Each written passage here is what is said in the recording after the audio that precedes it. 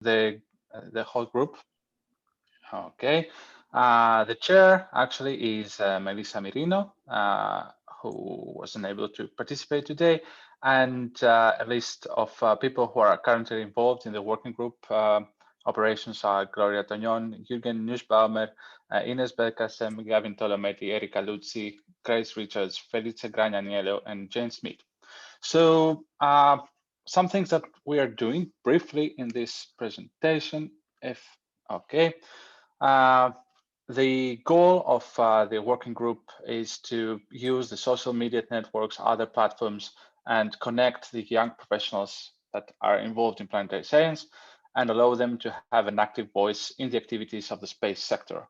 As you can see in this graph, the goal is to create first the content that is related with the work and the contributions of the young professionals, give the visibility to early career people and help them to boost their research, and support young students to show and improve their communication skills. So first, show their work. Second, show the people. Third, give skills to people that you can use also in other sectors of your activities. How do we do this? There are some examples of the current activities here. One that goes in the raising the profiles of young professionals in planetary science in the European continent and beyond is the Raise Your Profile initiative that every month in the Europlanet's website, one of us has a small profile, a short profile saying how they have been involved with the planetary science and why they are involved with the EPIC activities as well, and how this maybe contributes to make a better skill set for an academic or industrial career in the future. And also raising the diversity of people that participate in our network. Then currently we're running a competition, the Planetary Science for All, which is a video competition with deadline 1st of August.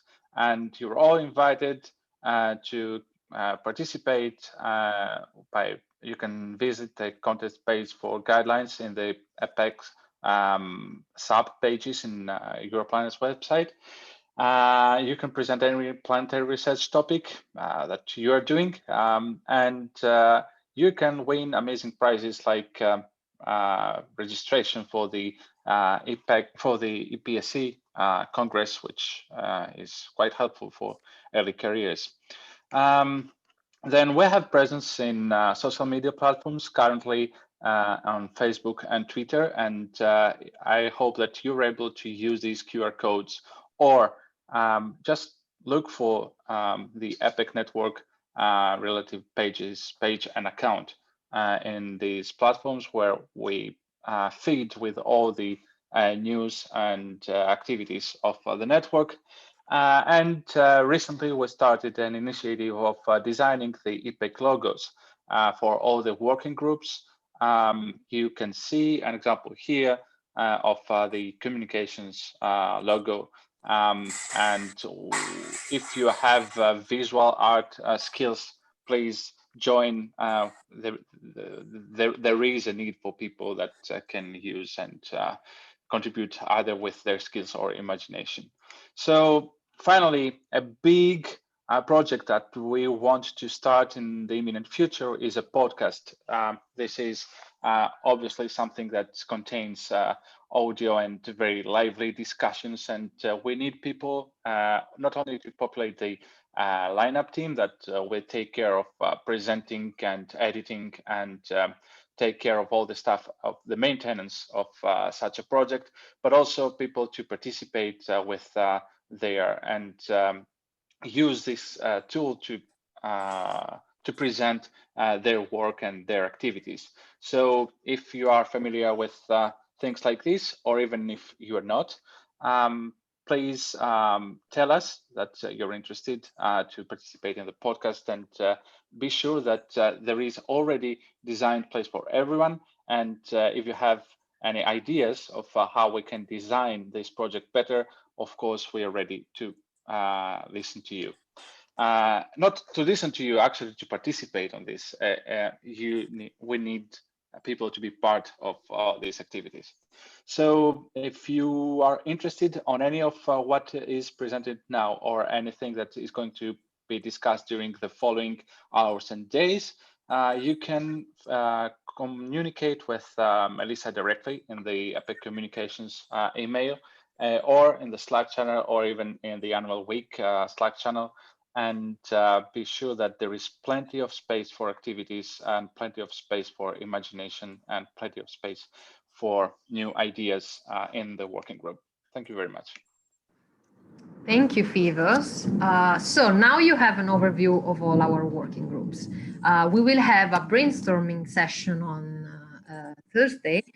And in the meanwhile, you can think about if there is one of these working groups or more than one that you would like to join, where you think you can make the difference and share your ideas.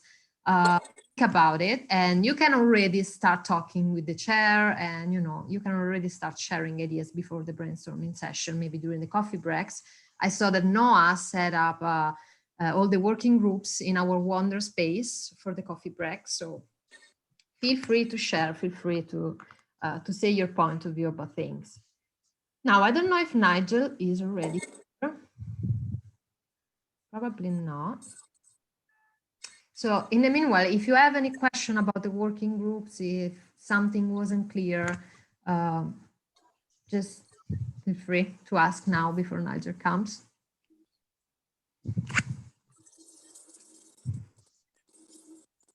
Maybe I can just point out again that all the working groups really need more members and active members and motivated members. And we are open to anybody who is motivated. So you don't have to have any knowledge, any previous knowledge. If you're motivated, that's all we need.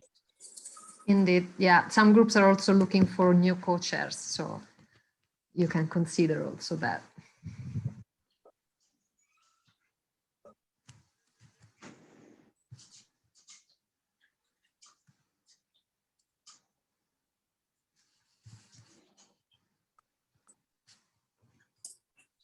I would just like to add something regarding this working group. So it just came in my mind that every year, it doesn't matter which working group you join, but if you feel that you want to organize some workshop, some group activity or some session, and the fund, and of course it requires, even a minimum amount of some funding.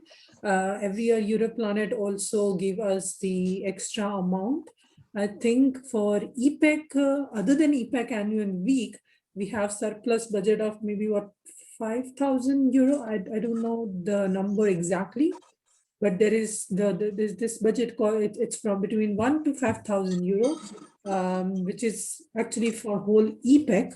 And what we have to do is we just have to sort of define why we are asking money and what activity we will be investing those money.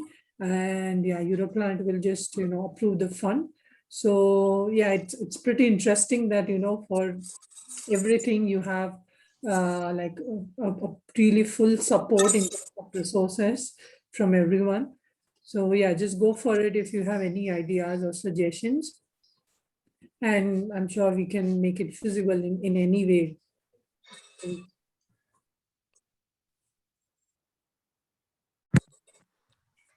Nigel here. No, not yet.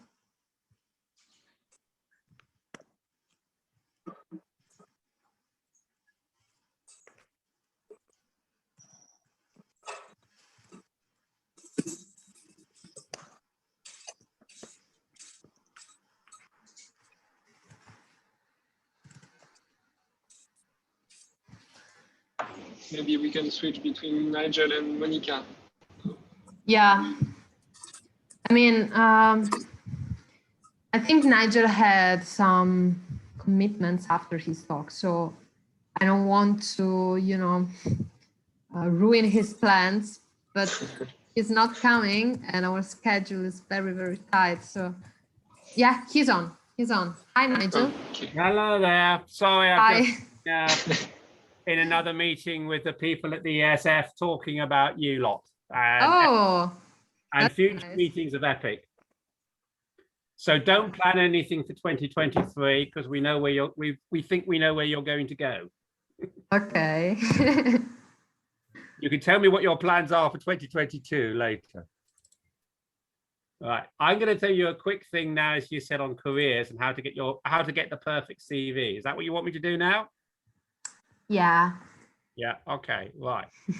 If I can find where you are on the documents, where is it?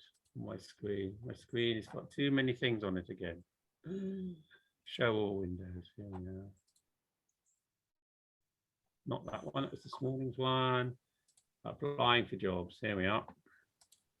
Can you see that? Yeah. Not right. green. Now I'm going to put it in Yes. the slideshow. Can you see that big screen now? Not for the moment. It's loading.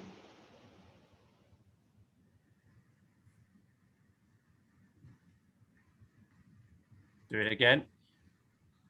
It's big on my screen. Is it big on your screen? It's the presenter mode, but it can be done like that if you. I know it's as I say, I've got it on my screen and I'm just going slide presentation on the bottom corner. Now? No? No, it's still presenter, but you can do the presentation like that. I think it's okay. All right, I'll do it. Nigel, I'm sorry to interrupt you. Do you remember I asked you if Luca could be the first one starting with the talk because he has a flight to catch? Oh yeah, sure, fine. Okay, that's if fine. It's not okay, a problem, I'm sorry, I forgot that's about fine. it. No, fine. Go for Luca. Sorry, Luca. Where are you flying to? I didn't know we had any planes anymore. Apparently we have. Oh, yeah. I remember them historically. People used to get on them and go places. Yeah, it seems like years ago, huh? It was over a year ago for me. I haven't flown since February 2020. Carry on. Sorry about that, but actually the company anticipated my flight. Can you hear me well? Yeah. Yeah. Yes. Yeah. Yes. Sorry, my company anticipated my flight like 2 days ago, so it was kind of unexpected that I had to rearrange a bit of the schedule, but should be fine. And sorry about the inconvenience. So Luca Mantagliati from Nature today will give some suggestions on how to write a good paper. So I leave you the space, Luca. You can share your screen so that you don't have yes. to say. I apologize in advance because my connection is terrible. Apparently, Central London is a terrible place for the internet. Would you imagine that? But yeah. Okay, share. Can you see this? Okay, can you see the screen? Yes. Yes. Okay, great. So I will start. I present myself first. So I am Luca Mantagliati. I actually have a prior career in science. I did my PhD in planetary science, then several years of postdocs, and then already 5 years ago I changed and I was employed by Nature, Springer Nature, to be an editor of the new journal Nature Astronomy. And you can imagine in these 5 years, I have seen several papers. And so I was asked, and I gladly give you some pointers on how to write a good paper in order that it is, appealing and the best way to communicate your science. But first, before doing that, I want to say, yeah. Sorry, what?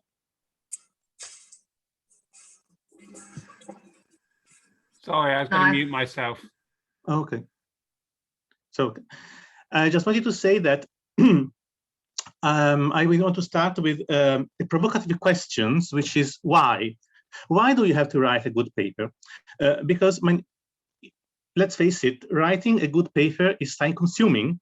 And so also some people really hate writing papers. So you would wonder, why do you have to spend time writing a paper when you can a good paper, because it takes time to write a good paper, when you can dedicate it, like to say, do more science. Also, you could also say that, you know, science is about the content, so it's about the actual science. Why do I have to worry about the container, which is the paper? Isn't it enough that I present the science directly, and why should I care about the form?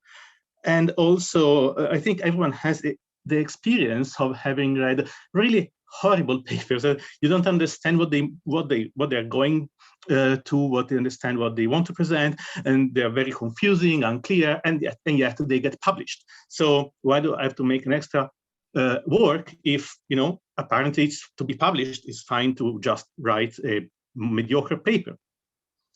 Well, my main point is that the main reason why you write a paper is to create a sort of self-contained presentation, which has undergone peer review, so, you know, it's considered to be robust enough, that shows what you have done as a scientist. A paper brings many benefits at many levels.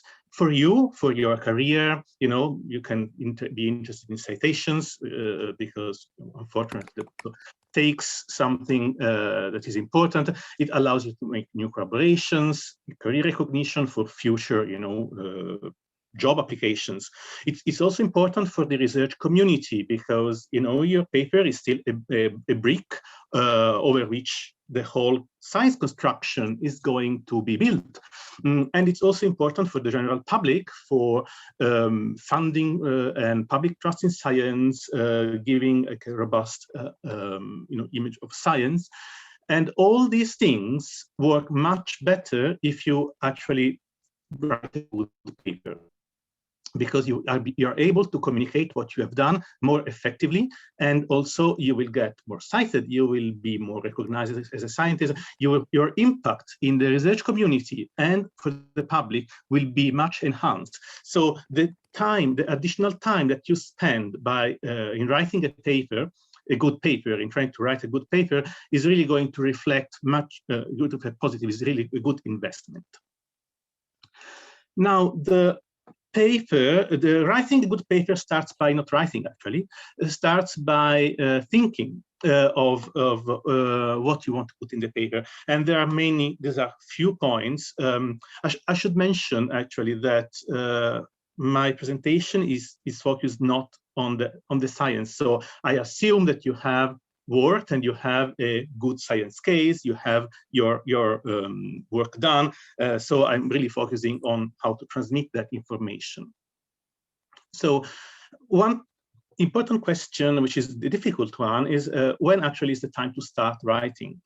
Because as you know, science is like a flux, is a continuous addition of new tests, new codes to write, and so on. So sometimes it's very easy to get caught by this flux and never start writing a paper.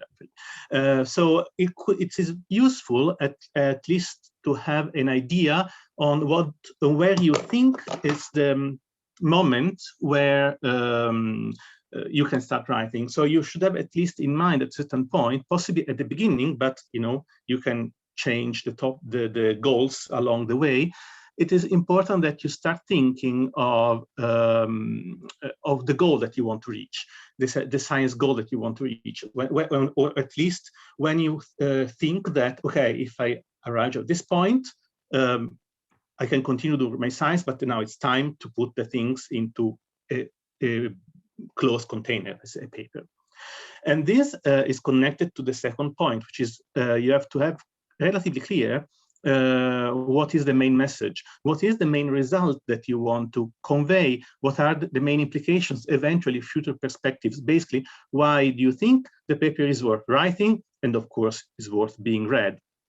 I will talk a lot about this thing of the message, because I think it's very important to have the message clear if you want to write a good paper, And you have to have the message clear before writing the paper, if possible, at least to have an idea on where you want to go. And finally, you should think on what is your intended audience. About that, what do I mean by that? First of all, you have to have in mind which kind of paper you're writing. I will focus on the research papers for this talk, but of course, if you write a review, a comment, or a job application, you have to tune your language accordingly, because each of them has a different kind of format. Also, you have to have in mind who your research is relevant to. Like, for example, is it for the geomorphology community, for the geology, for the whole of planetary science, and so on. So this will allow you to tune the language in such a way that you can assume or more or less specific terminology, for example.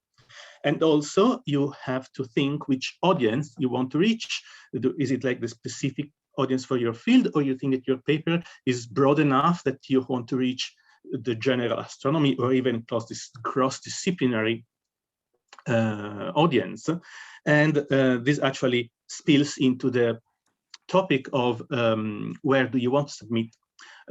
Usually, it's not like it shouldn't be like a major point, but it's actually quite important. For example, if you are writing for solar physics, which is, well, obviously interesting for solar physicists, you can assume some specific technical language that you should not assume if you're writing for, let's say, A&A, which hosts all kinds of astronomy papers. Of course, there are also journals that, like Nature and Science, that welcome all fields of science. So and also they are particularly selective. So you have really you really have to have in mind that before writing the paper, because that influences the style and the tone that you use to write the paper. But so I should mention that if you want to interrupt, just tell me and just ask me a question. About knowing your audience, as I mentioned before, it's very important because it allows you to set language. So you should always ask if you have assumed too much prior knowledge, because according to the audience, you need to explain more or less. But even for specialized papers, it's important to remember that even specialists struggle to follow highly technical arguments. So explaining things in a clear way is not the same as dumbing down. I think there is kind of a fear of thinking that if you are too explanatory, you don't convey a good science, or like not good high enough science. That is actually not true. It is a very it's actually paramount for scientists to be able to explain what they have done in clear terms, possibly succinct terms, but without being obscure. And as you know, everyone hates jargon. Try to reduce the minimum of the jargon and code words that you can use in the paper as much as possible, because these are all barriers and limitation between you and the public, between you and the reader. Okay, here what I mean about be realistic is that you have to have clear also what your paper does, and it means that you don't need to hype your research, also because usually experts and editors see through it. And if you think that you have to, spruce up your research to make it more exciting or fascinating, maybe you don't trust your results in a sense, because you have to pump them up. Being very clear on what is your result, what are the limits of your result, and be clear when you speculate. It is allowed, but it's actually very important to write a good paper, because it allows you to set the stage, in a sense, set the limits and the boundaries of your paper, which is not a limitation. So feel free to speculate, but clearly label it as such. Feel free to use assumptions as long as they are specified in the paper. And also remember that everyone is busy, which is an unfortunate fact of life, but in research is particularly true. And early careers usually are the ones that have the most time in theory to be up to date with the literature. So imagine all the rest. And so time is precious, and remember that your purpose for a paper is not only to present science, but to present it well so that it's most read, that becomes more impactful. So don't do like Calvin here, that you write in an intimidating and impenetrable fog, but try to get the key information efficiently, clearly, and user-friendly as possible. So in general, I will go into a bit more detail here. As I mentioned before, planning a paper is really the first step for writing a good paper. The first basic advice is tell a story. And personally, I always hated when I heard that from other people, especially when I was early scientist, because I was thinking that, I mean, I'm doing science, why do I have to tell a story? What does it mean? It is like data. But it is actually important to have in mind a clear and robust message. So you have to have in mind what is the main advantage that you want to convey in that paper, what are the novelties, why is it significant? All these things are important because it allows you to create a sort of thread through the paper, which would be easy to follow for the reader, and also for you, to explain and present your study. And so having the message and having a story, a narrative, if you want to say like in more journalistic terms, really helps conveying the actual message, conveying your science.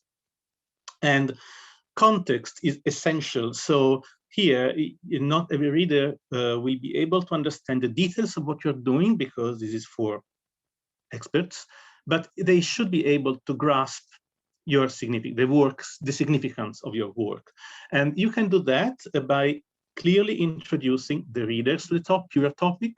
You can engage your audience by avoiding those language barriers that I mentioned before, avoiding jargon, avoiding to present thousands of plots that muddle the message. But of course, it's still a scientific paper, so everything at the end of the paper, the reader should have in mind, should have clear that you made a robust analysis, that you made, you made so many tests to confirm what you've done, and so on. Again, do not hype, because the results should speak for themselves.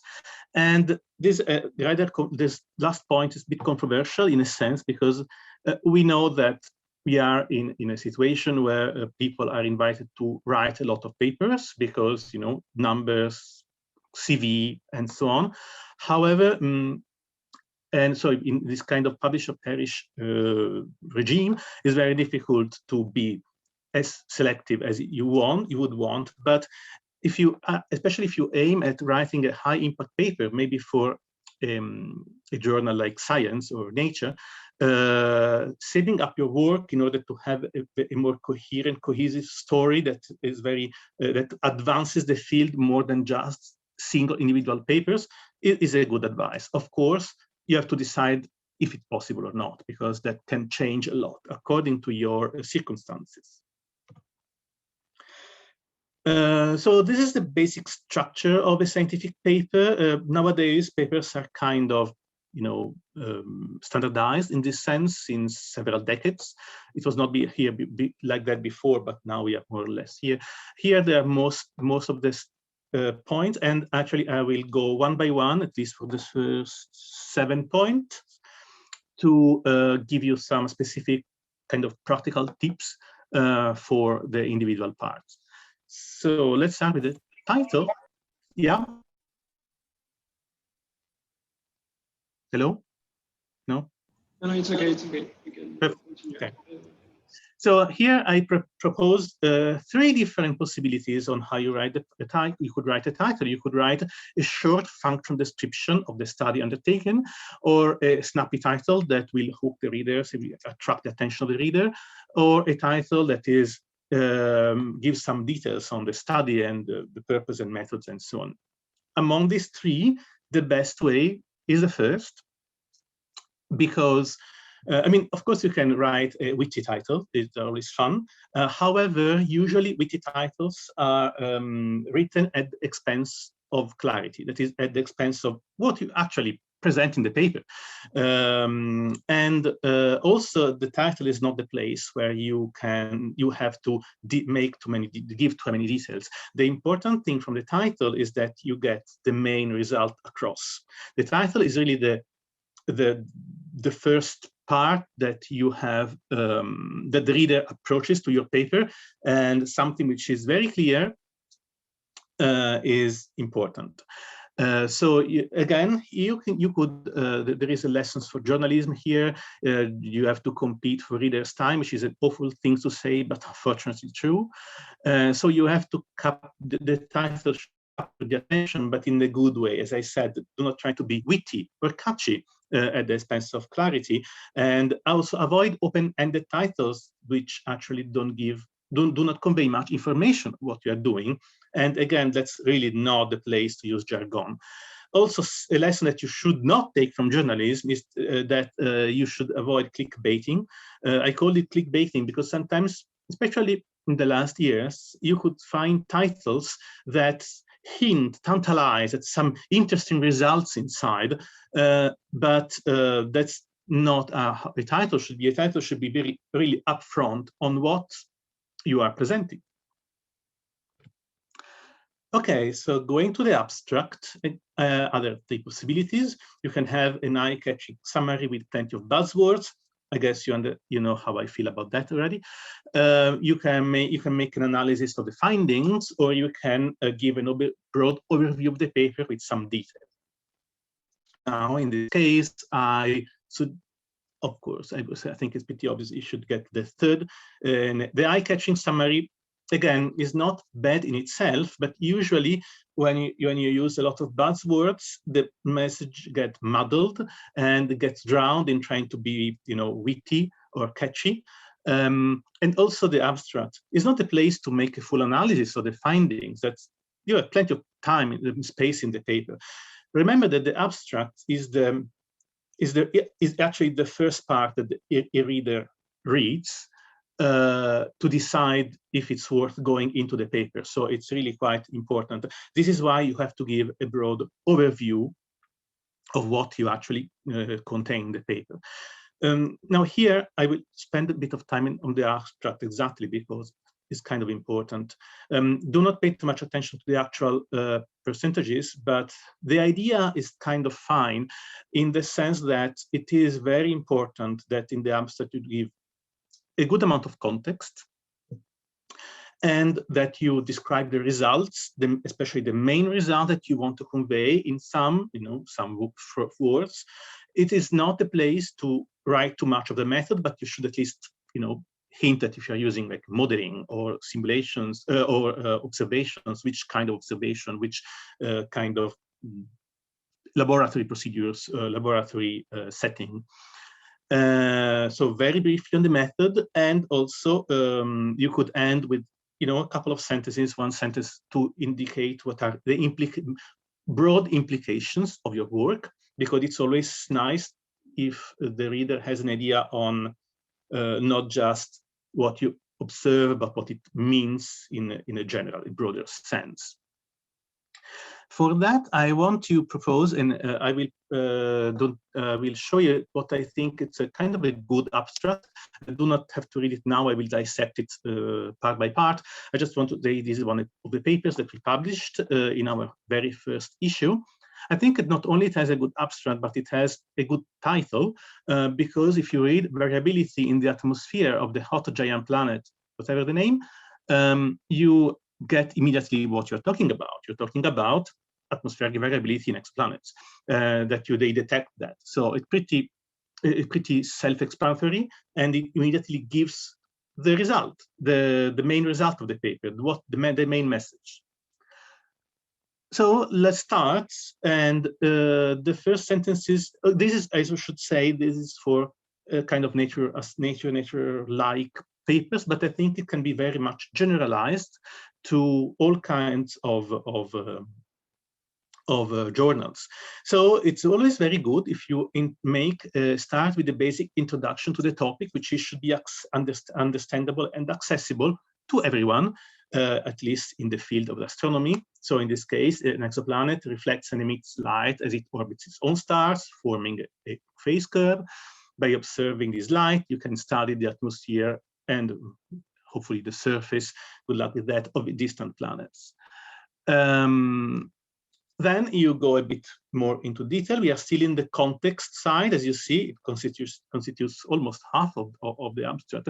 The planets in our solar system show a wide range of atmospheric phenomena, including wind patterns, changing storms, and so on. And brown dwarfs also exhibit a variability. So here, the abstract allows you to be more detailed and to channel, in a sense, the conversation on variability of the atmospheres, about all the things exoplanets.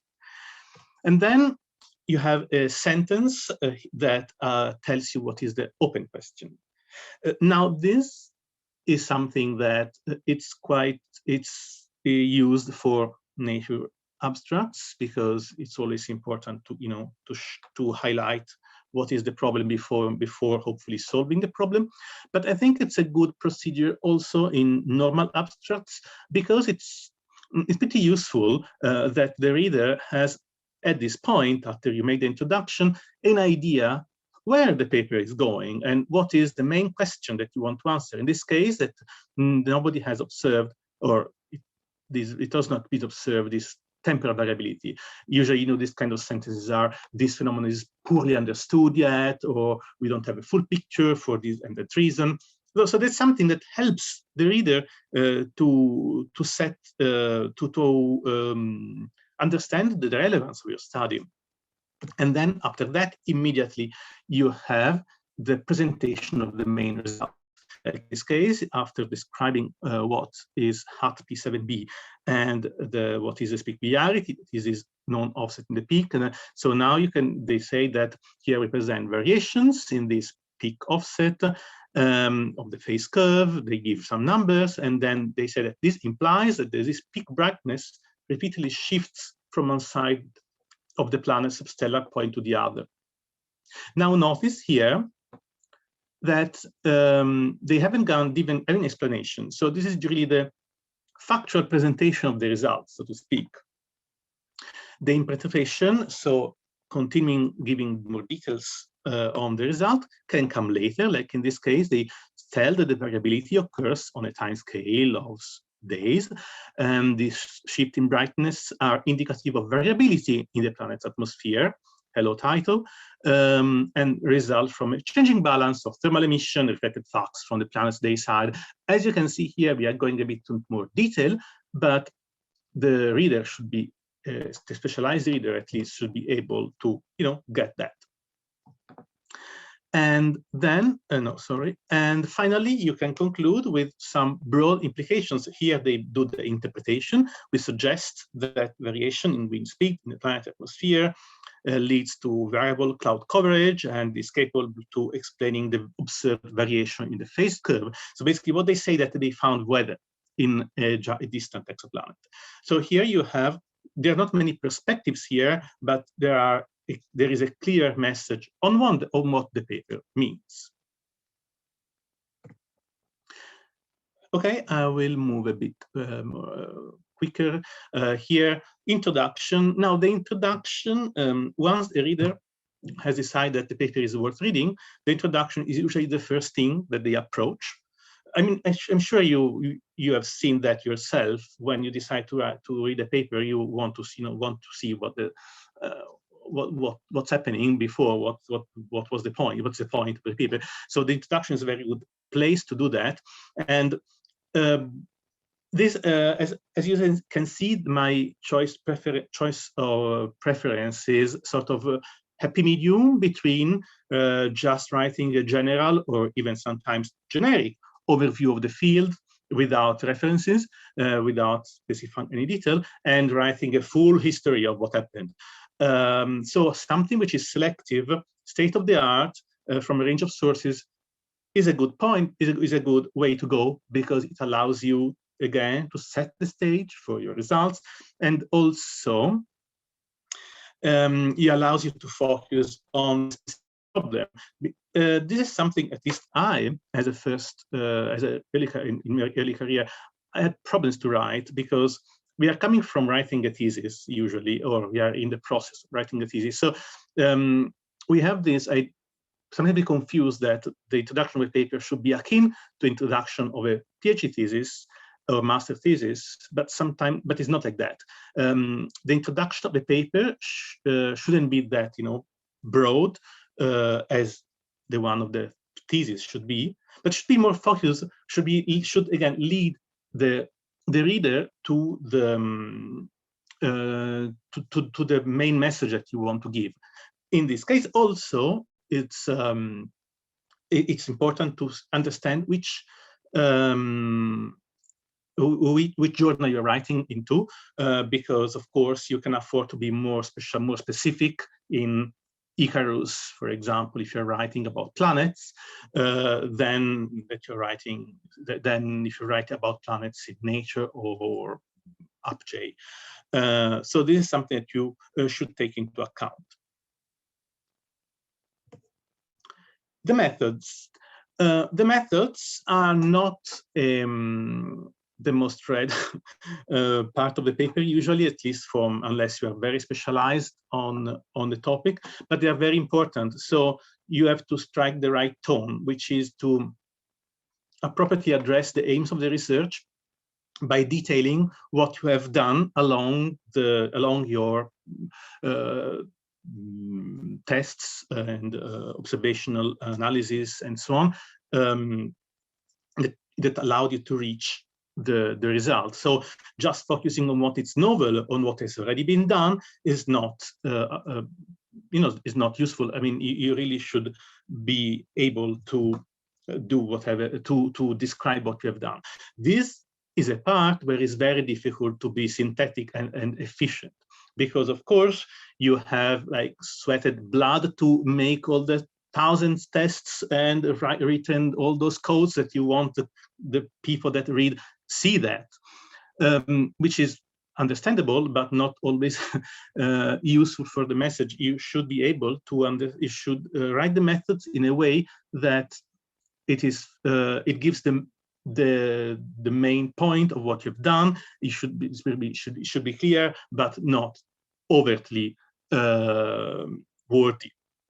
Actually, the methods are very important for one topic that is very hot now, which is the one of the reproducibility of science. This is the Wikipedia definition they took from that. So basically, a result obtained by some mean should be achieved again by different researcher with a high degree of agreement when the study is replicated with the same methodology. So in theory, from your paper and methods, in another group that has the same data should be able more or less to find the same result.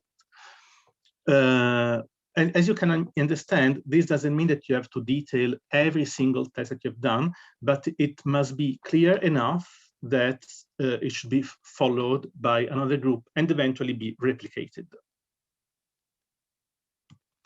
Moving to the results, this is something which is also, in a sense, kind of difficult to write because there are so many results that you might have got. I remember I had the problem that difficult to make a narrative if you are drowning in simulation runs or data image treated in some way. However, of course, you should try to describe the results in some logic step and in a way that the findings to describe the findings that correspond to the research conducted, and in the end that they see how they can support the claims of the study. Of course, this does not mean that you have to focus only on what it fits and sweep under the rug what it doesn't. And also, it's not really useful if you just mention your groundbreaking findings. Even confirmatory studies or incremental results are important for the field. Couple of things here. As I mentioned, it's easy to get lost in the mass of results that you produced. So the results section is the one that's particularly useful if you really try to organize your thought around the main message and try building a narrative around it. For example, you can get like some bullet points of your main results, and then you build the meat around it, and so you expand up from those bullet points. This is a technique, for example. But in the end, it should be pretty clear what you have done, instead of, as I said, data dumping or all what you've done in a mass that doesn't have a thread to follow. It's also important that it's clear what you have done and what other people have done before. You'll be surprised how many studies actually do not clarify that. And sometimes when I read a paper that we got, for example, I have to look a lot around the sentences to understand if that particular data, that particular information is actually comes from something that has been done before, or it's actually a new thing. So that should be pretty clear so that the reader is not confused and you don't lose clarity in what you have done. So, Erika? Yeah, 2 minutes if you want to take questions, please. Hello? Hear me? Yeah. Can you hear me? Okay. Yeah, we're running a bit late, so if you want to take questions. I'm a bit late already. 2 to 3 minutes. Oh yeah. Should I just finish briefly, because yeah, conclude. Yeah, so okay, so I will be fast. The discussion, I want to talk about discussion and conclusions just a bit, because it's important. Because it's the second part after the introduction that the people read, and here you really have to be, focusing on the main findings and the statement of your implications. And here, as I said, this is an occasion to hammer the take-home message. And I wouldn't go into much detail here, but of course, sometimes you can see that people start discussing things in the results or there's been a conclusion. But main point here is that it's useful if the discussion is focused on the implications, the broad consequences of your results. And everything, limitations, speculations, assumptions are very important. Open questions are okay to write, you don't have to hide that, but they need to be clearly marked so that the reader does not have to figure out the assumptions that you have used to do something, and to arrive at some conclusion. I won't talk about images because there will be a nice talk after me, so that's fine. I just want to say that images, plots are the best way to show data, and science relies on data, but you have to be careful and decide before. When you make a plot, not for yourself, but for a paper, you have to think if it's necessary for the story, what it means, and what you're trying to show with the plot. And I think that's done. These are basically advice. Before, after you finish writing a paper, you probably are saturated with the paper, you cannot see it anymore. And so just leave it, if you can, for a couple of weeks, retake it again with a fresh mind is very helpful. And if you send your abstract to your some colleagues and ask what do you think is the main result, it's a useful thing because it allows you to understand if you actually conveyed that well. And I think that's more or less it, so I can stop here. Thank you very much, Luca. That was brilliant. I think we all found it very useful. We have some questions. That's why I'm sorry I interrupted you. No. Yeah, questions are important too, so I wanted to give you time to answer. So the first one from Karina, I hope I spelled the name right. Question about saving up the papers for a bigger one. Does this apply to those who don't have papers yet? I'm at the end of my master's and I was told to put as many papers out as I can during my upcoming PhD. Yes, that, as I said, that is kind of controversial thing, because as I mentioned, we are in this situation where there is a lot of papers around, and of course this means that, you know, having a nice healthy list of papers in your CV, either as first author or as co-authors, both count, is very important, because it allows you that you are a prolific author and so on. But my main point was that usually I notice it a lot in my work as an editor. You have a nice paper that you write, then you look at the literature, because we always look at the literature before deciding if it's worth sending out to review. And we see that the same group has done a very similar thing, or like a precursor of the study a few months before, published, and this means that the results on the paper that we are considering are merely incremental, that usually they don't matter for normal journals, but for us that we are selective, we want to have some significant advancement with respect to the literature. And so we say, oh, that's pity, because if they could have, like, you know, waited and put all these things in one paper, it would have been a very good impactful paper for Nature, for example, Nature Astronomy.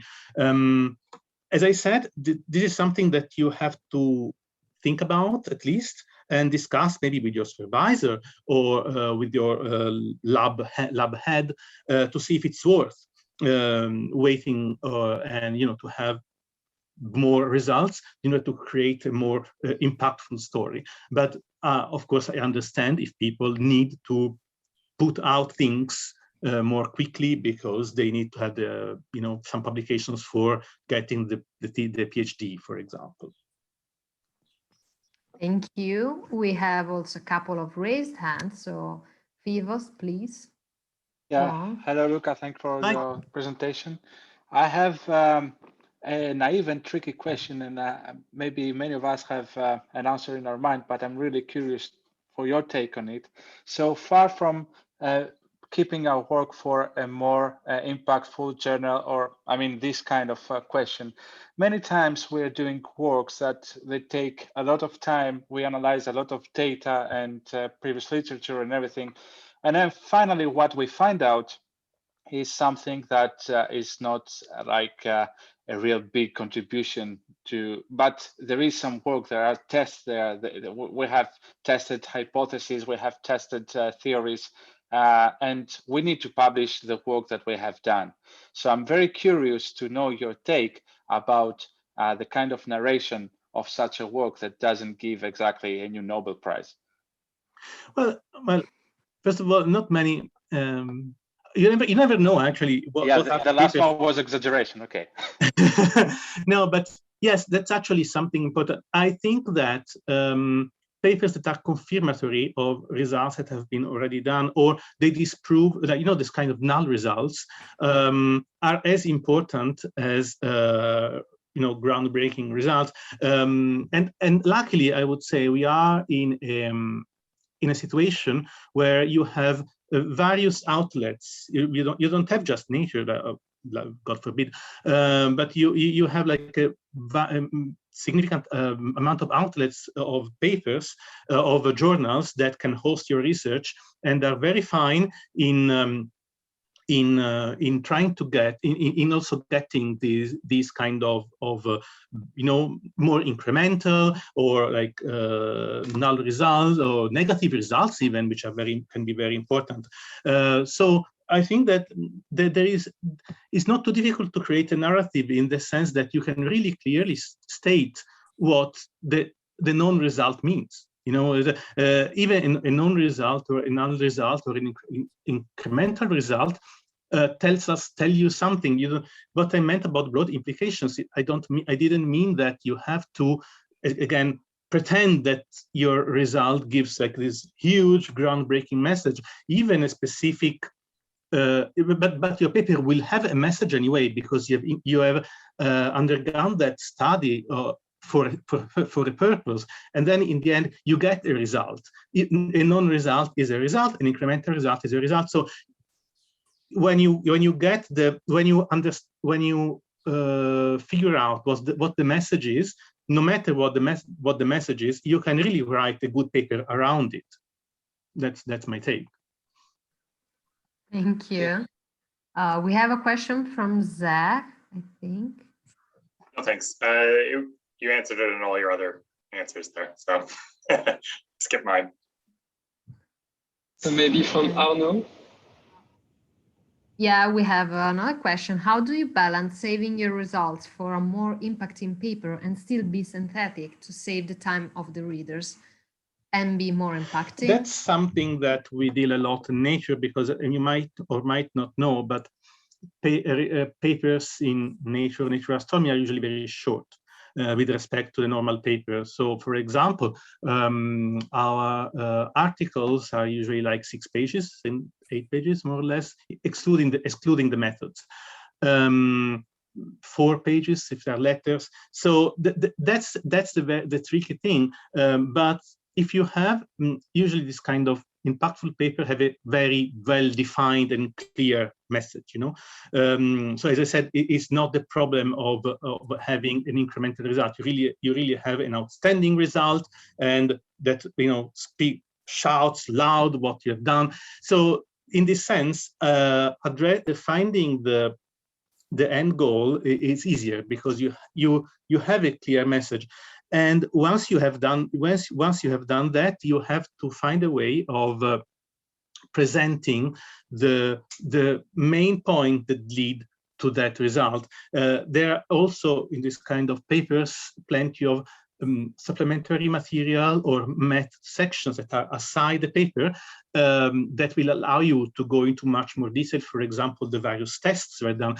But the way that you can do is that in the main paper you focus on the main results that lead to the message that you want to give. So it is actually it's actually possible, and you would be surprised when you start, you know, writing how streamlined you can be if you have a clear goal at the end. So that's something that is actually possible. So you have produced a lot, but that lot is easily, more or less, conveyed towards a specific goal. So you will be able to select the things that make that goal understand more. So in a sense, I noticed that it seems to be very difficult because you have a lot of things, but because you have a very clear end game, you are able to be more clear on what you select. Thank you, Luca. I would like to add something. Yep. Before leave you going to catch your flight. Yeah, I would like to say, don't get discouraged if your first papers get rejected from Nature, because I tried to submit my second paper to Nature and it was rejected, and I was so sad, and I was feeling like I'm a failure. But then the paper was published on another very good journal, and I will try again, because this comes also a bit with the experience, I think. Yeah. Agree with me. So don't be discouraged. Just keep trying and improving. Also, if I might add, nowadays you don't have to have a paper in Nature. To be honest, you can have a good reach beyond this kind of journals. Of course, it's nice to have it in the CV. It's like it shines, you know, it attracts attention. But in practice, in terms of impact, in terms of citations, if you want, nowadays it's very much possible to have this in addition in any kind of journal. This is why I conceived the presentation not specifically on how to write a paper for Nature, but how to write a good paper in general. Yeah, indeed. I just wanted to add, you know, the emotional part of it. So many thanks to Luca Maltagliati, who gave us an incredibly useful talks. And yeah, thank you very much for joining us. if you have any other question, you can, I think, send an email to him, and he's kind. So maybe I should mention two things. Maybe first of all, I can write my email in the chat, so just to be sure that you have it. And second, if speaking about nature, if you have a result that you think it could be worth for nature astronomy or nature in general, but I mean especially for nature astronomy, you can always write a sort of pre-submission inquiry. So you can write directly to the editor and say, oh, look, I have this result. This result means this and that. But do you think it's enough for be considered by nature astronomy? And I usually answer relatively quickly, and I can give tips. And usually it's quite appreciated because, and we there is no like limit. So you, PhD student, master student, everyone can write. We are not writing just for professors or something. So everyone can use that avenue very easily. Thank you very much. So yeah, have a good flight, Luca. Thank you. And I hope to see you soon. Thank you for hosting, for having me. Bye. Bye. Thank you. Okay, so we can move on with Nigel's talk. So sorry, Nigel, I forgot to remind you before about Luca's emergency. Okay, let's try and share the screen then. Thank you. Again.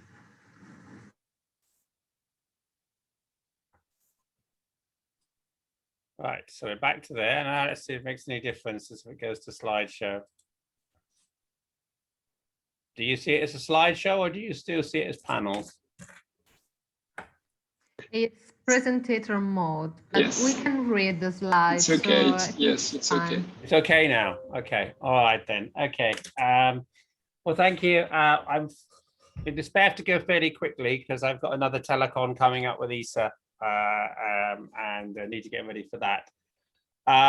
But I'll again make the slides available to anybody. So I'm just going to talk about preparing CVs. Again, these slides are part of a longer program that we had as a training program where we had 2 days of work on preparing for interviews. We did some mock interviews, which are a really good thing to do if you get the opportunity to have a mock interview.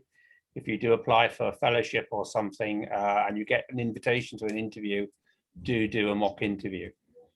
But before we do that, you have to actually apply for jobs. And I'm not going to take this from the point of view of I'm going to stop the video.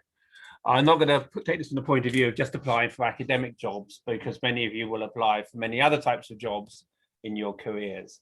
So these slides are put together with the help of a careers office here at Kent, but also my wife works in HR, and her job is often to select which of the CVs go to her boss to look at. And I'll explain that in a minute. So it's about preparing the CV, what makes a good CV, making the application, including the cover letter, which is critically important. And then, as I say, this was also a little bit about if you then go on to actually being able to get an interview, being able to have that interview there. But I won't have time to talk about the interview part there. Right. So this is what the definition of a curriculum vitae is in the Oxford English Dictionary: an outline of a person's educational and professional history, usually prepared for job applications. So it's an outline of your education, qualifications, and experience. Is it also a job seeking tool? Because of course it is. And it's a marketing document. Is it a marketing document? The answer to all these things is yes. And the answer to all of those questions, sorry, these questions are set for you to answer, but they are all of the above. So this is a question for you all. How much time does an employer take to read a CV? Unmute yourself and tell me, or put it in, because I can't read the chat at the same time. So how much time do you think an employer takes to read a CV on average? 30 seconds. How much? Less than 2 minutes. we can see the next slide. Next slide. Oh, you shouldn't be seeing the next slide. I have to get rid of that. Sorry, you're obviously not seeing it as I'm seeing it. You're seeing the whole thing. Okay. Well, it's less than 2 minutes. Yeah. And the current practice by HR departments is to give each resume a quick glance and discard those that appear disorganized, too wordy, and they will file the rest. In business, on average, only 1 or 2 out of 100 email CVs mailed will result in an interview. And as I say, my wife works in this area. She used to work in the oil industry, works now in scientific management. Her boss will say, okay, the closing date for the position or so on was yesterday. Look on, nowadays, you don't post them, you've got them online. Look at them online. How many did we get for that job? And she might say, oh, we got 120. You'll say, right, give me 30. So the first person who's going to do a selection won't be the person with all the academic knowledge. They will look at them to see whether your CV does what is necessary to do. And an enormous amount of CVs end up in the bin, or today in the junk, in the junk box, or in the electronic bin. So the impression you make is very important. So the question you have to ask is, what is the purpose of the CV? It's to inform the employer about your education, your work experience, your skills and interests, and most importantly, sell those qualities to persuade the employer to invite you to interview. That doesn't matter whether it's academic or technical. You have to, in your CV, get to the interview table. You have to get to the interview, and only a fraction of those are going to get to the interview. So the CV and the covering letter, which I'll come to in a moment, are absolutely vital. And if you write a good one and it's clear and it gives the information that is necessary, you have a chance of getting to it. If you write it badly or we can't find the information, you won't get it. So the key things are: identify the key message, research the organization you're applying for. What are they looking for? I can tell in 5 seconds probably now, when I open up a CV, if it is a generic CV. I get them nearly every day from all around the world. Oh, I'm very esteemed, I'm really interested, I'm very impressed by the work that you do. I'd love to work in your laboratory, or I am ready to come and work in your laboratory, or whatever, which always covers up the fact that they actually haven't got any money and are actually asking you to have money. But I know they are generic. And when I was doing this course a couple of years ago, we were in Birmingham for the weekend. We did it over a weekend. And I got the lovely email that said, dear Professor Mason, I'm really impressed. I've looked at your work. It's, clearly of the higher standard and leading. I would be esteemed and honored to come to you. And that plays on the fact that academics have egos. And I thought, oh, that's very nice. He kind of spoiled it though, because 5 minutes after that email came in, I got another email which has exactly the same. He just changed the name of the person on it, but it sent it back to my email, not to the email of the other person. So that is not a good tactic. Do you match up against the requirements? Think about the evidence that you have and tailor your CV and your covering letter. It's no good, if they require specific software, or they require specific experimental skills, evidence that you've got them. And then decide what format is the best and ask somebody to read through your CV. So at least once. There are companies that will do it, they'll charge you a lot of money, but there are other people, your peers and your colleagues, or the careers office at your university or an institution, or as I say, they will read through them and hopefully not charge you for it.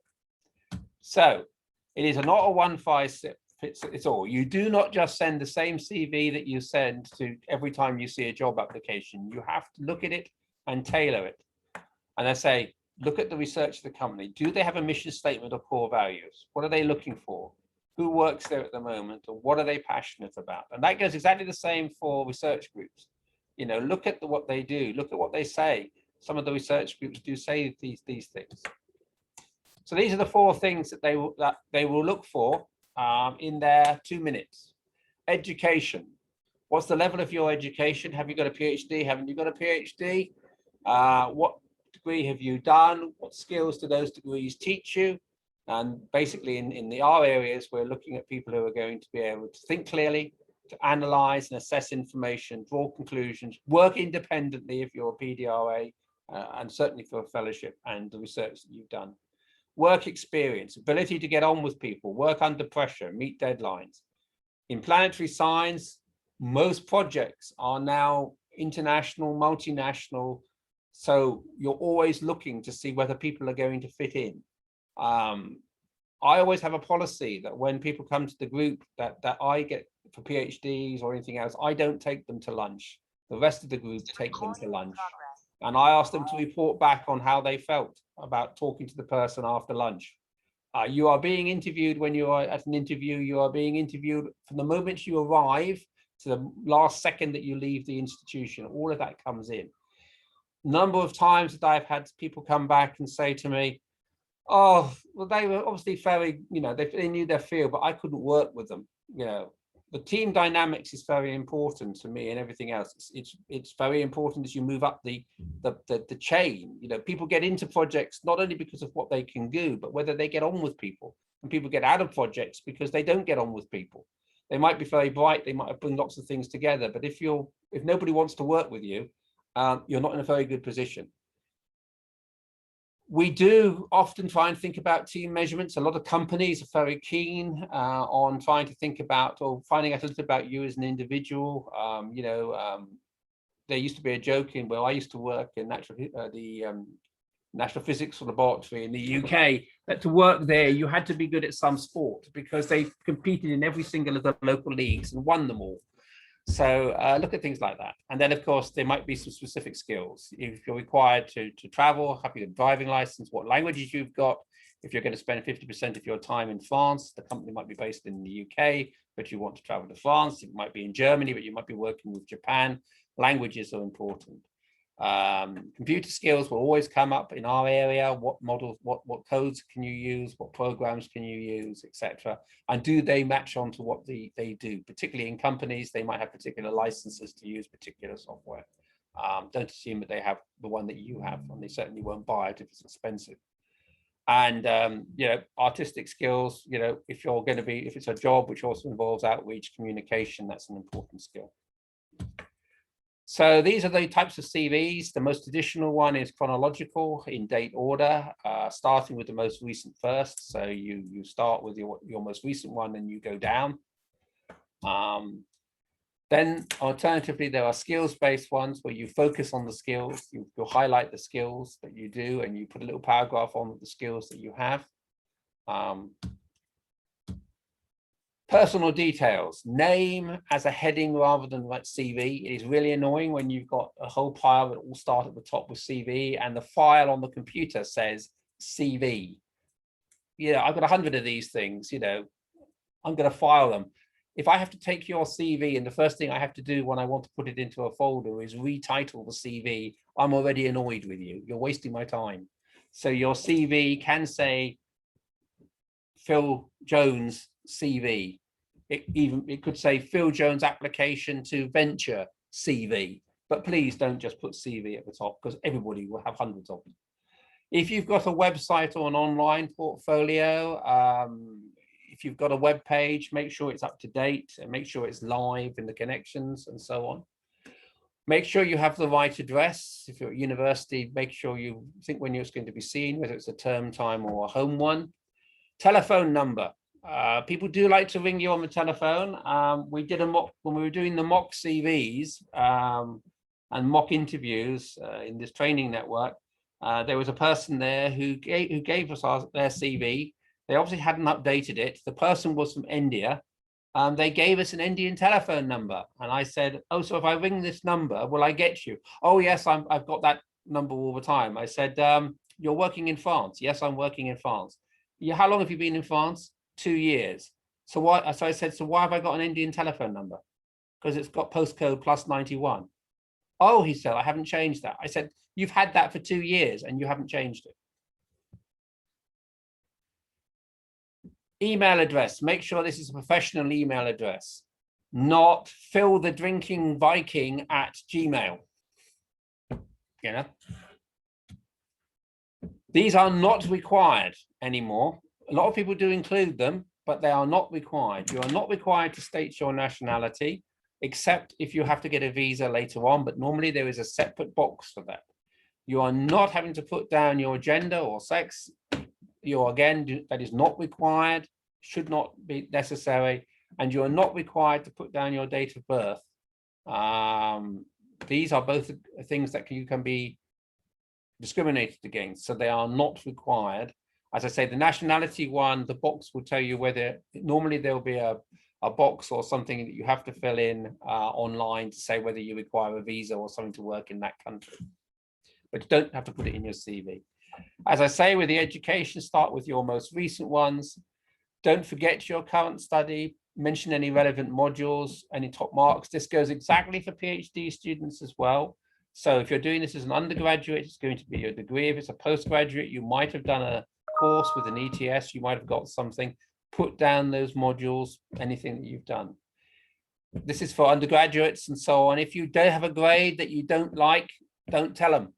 You passed, right? If you got it, you passed. If you're sensitive about the marks, just don't do it. But do include the years of study, and you definitely don't need to go back to primary school. So you basically, secondary school, every time you move up a grade, forget you dropped the last ones, all right? So once you got to university, it overtakes what you did at school. What you did at school, your final year exams overtake your 16-year-old exams, etc. So there's no need to list every job you ever had. Detail the most relevant. The important thing is that some of the skills you may have developed while doing those particular jobs might be relevant to the company or to the person you're doing the academia. So if you're going for a fellowship in France, for example, you might have done you might have gone, I don't know, worked in a ski chalet, right? That's more important than writing down potentially that you worked most recently in a retail in the country you were. Why? Because you can then say, I worked when I was 16, 17, or whatever, in a ski chalet in France, and during that time I became fluent in French. Okay, that's the sort of thing you do.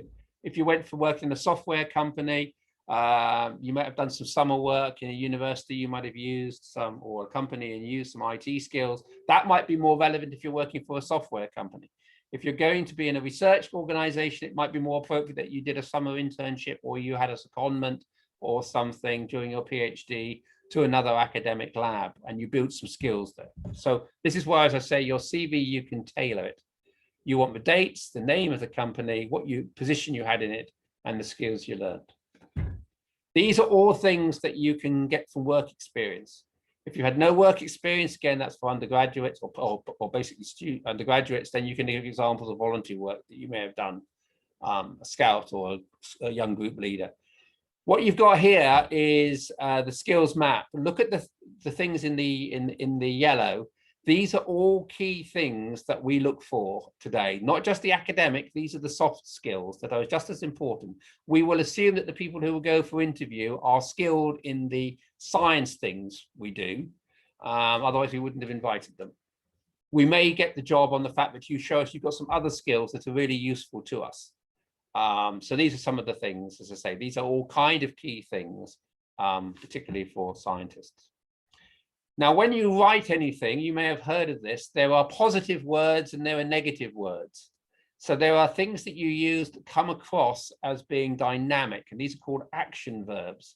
And you use exactly the same thing when you're writing grant proposals, or you're writing, you want to get over to the person you're asking for money, that this is a really exciting thing, that you're doing something here. So these are known as action verbs. These are all positive. You calculated something, you maintained something, you delivered something, you founded something, you invented something, you recommended something, you prepared something, you installed something, you developed something. These are all positive verbs that you can use. And you can break these down into the different satisfiers. So if you're talking about management and your skills in management, you talk about conducted, coordinated, developed, directed, established, blah, blah, blah. That's the sort of words that I will use if I'm going for a management job. If you're talking about communication and you're trying to sell your communication skills, these are the words to use: address, clarify, confer. You drafted something, you formulated something, you negotiated something, you persuaded somebody, you presented something, you promoted something, you translated something, you wrote something. In technical terms, like all of you are, many of you are, then you analyze something, you assembled something, you consulted something, you designed something, you identified, you interpreted, you operated, you remodeled, you repaired, you researched, you revised. If you're in a team, you helped people, you advised, arranged, coached, counseled, diagnosed, facilitated, etc. If you're doing something creative, you've got creative words. In research, you assess things, you design things, you evaluated things, etc. If you've got financial skills, you put down those. Clerical skills, you put down those. And if you're working in a company and you're going to go and sell something, then you've got some sales words. So these are all verbs that you use depending on the job you apply for.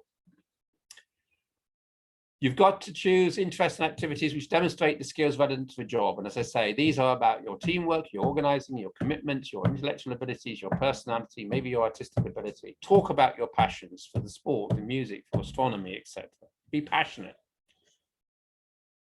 So the first visual impression of your CV is important. The standard CVs, if it's a hard copy, plain white A4 paper, do not double-side it.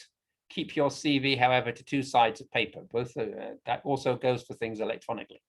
Do keep hard copies. When you go to a conference, it never fails to astound me the number of people who will come up to me after a talk or say, "Oh, I'm interested about coming to visit you, or can I apply for that fellowship scheme you were just talking about?" And I will say to them, "Have you got a copy of your CV?" "Oh, no, I haven't got one. I can send you one." The best time for me to read CVs of people I meet at the conference is at the airport on the way back from the conference. If I have got those bits of paper in my bag, I am likely in the plane to read them before I come home.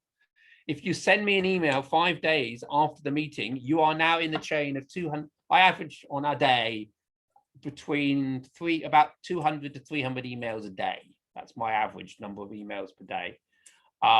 So if I get, you've lost, I might pick it up, and I often do several days after. But if you give me a hard copy at that conference, I am going to read your CV.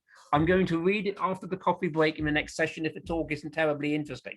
I am going to read it at the airport when I am waiting for the plane and I can't get onto the internet, or I haven't got enough time to get onto the internet. I'm going to read it on the plane because it's in my hand, it's in my bag. So hard copies, you should have them with you when you want a job wandering around at conferences. In those days, when face-to-face.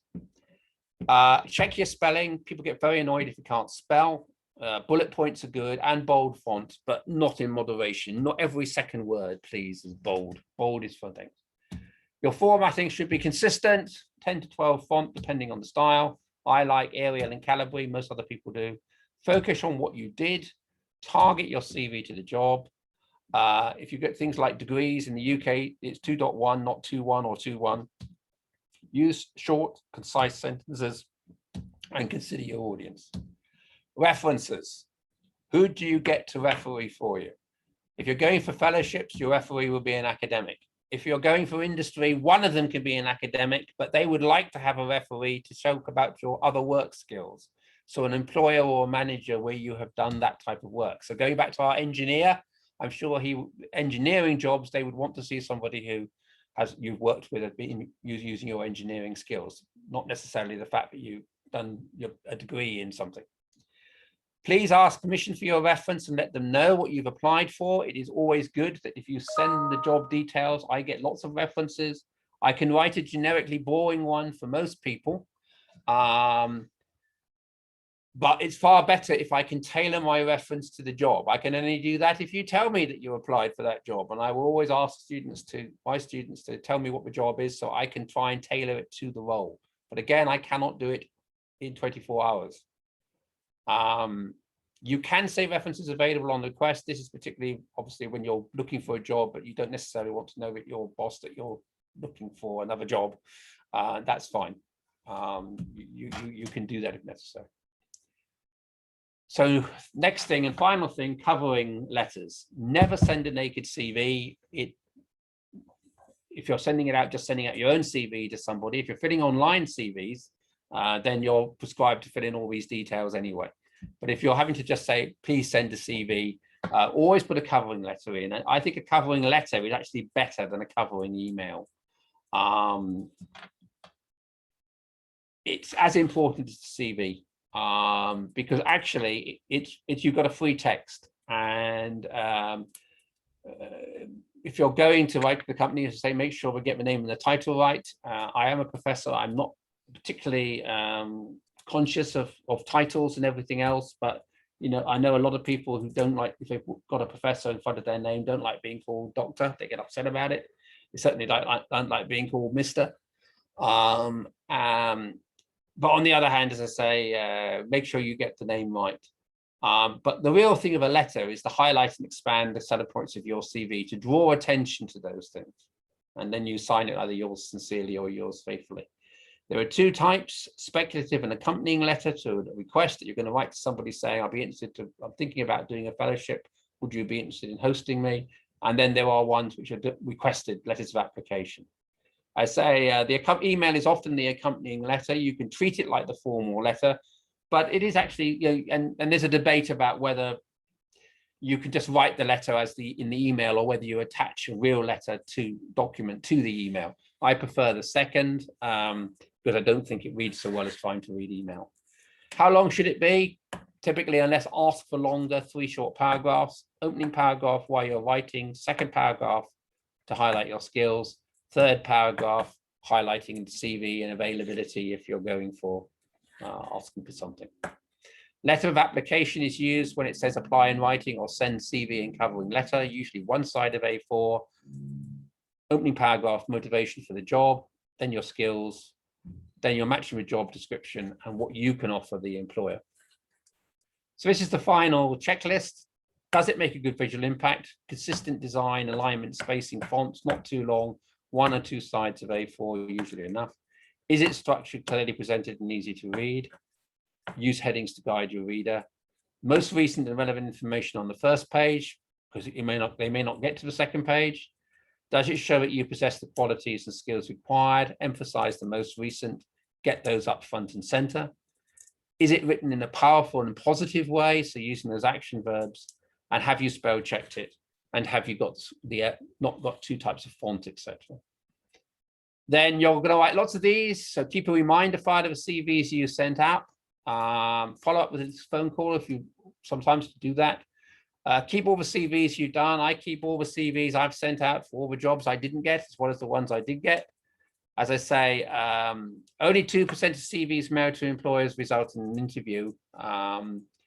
That's a generic term. If you were just doing it on the fly, obviously you hopefully would have a higher percentage.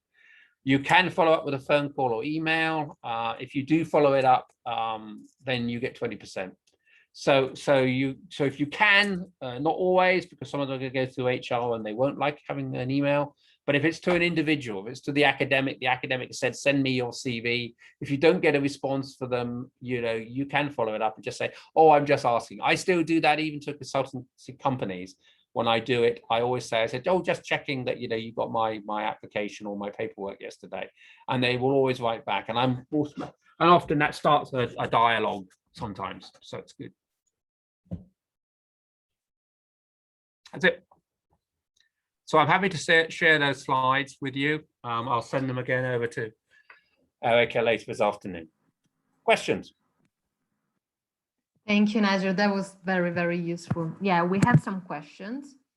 Paul Bernadette, keep your CV to 2 sides of paper. Does that mean that the CV should not be longer than 2 A4 pages, even if digital? How will the one reading know that that is not all my work, but a selected number of what I've done so far?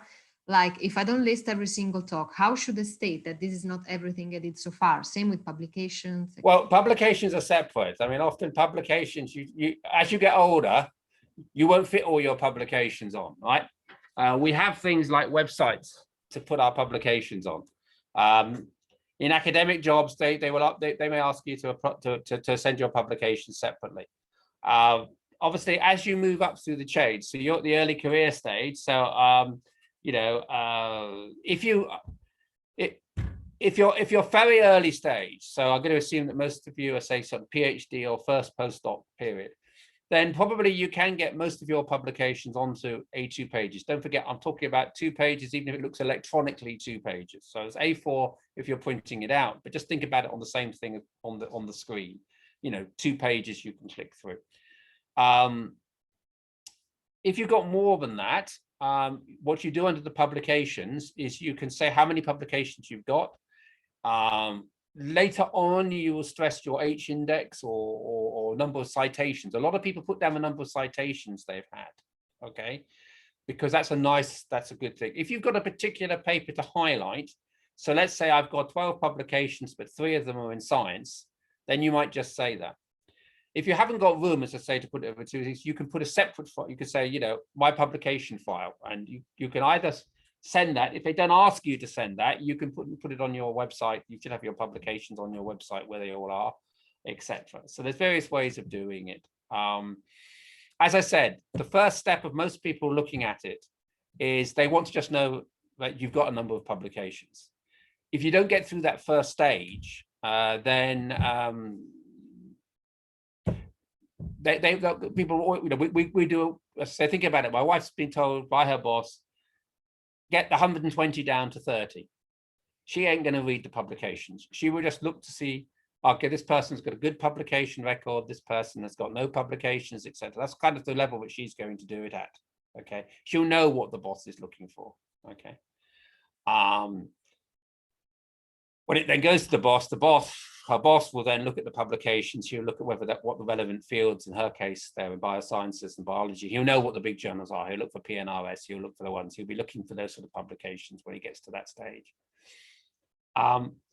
What you have to tailor it to the job. So some of the skills you have might be relevant to the job, but some aren't.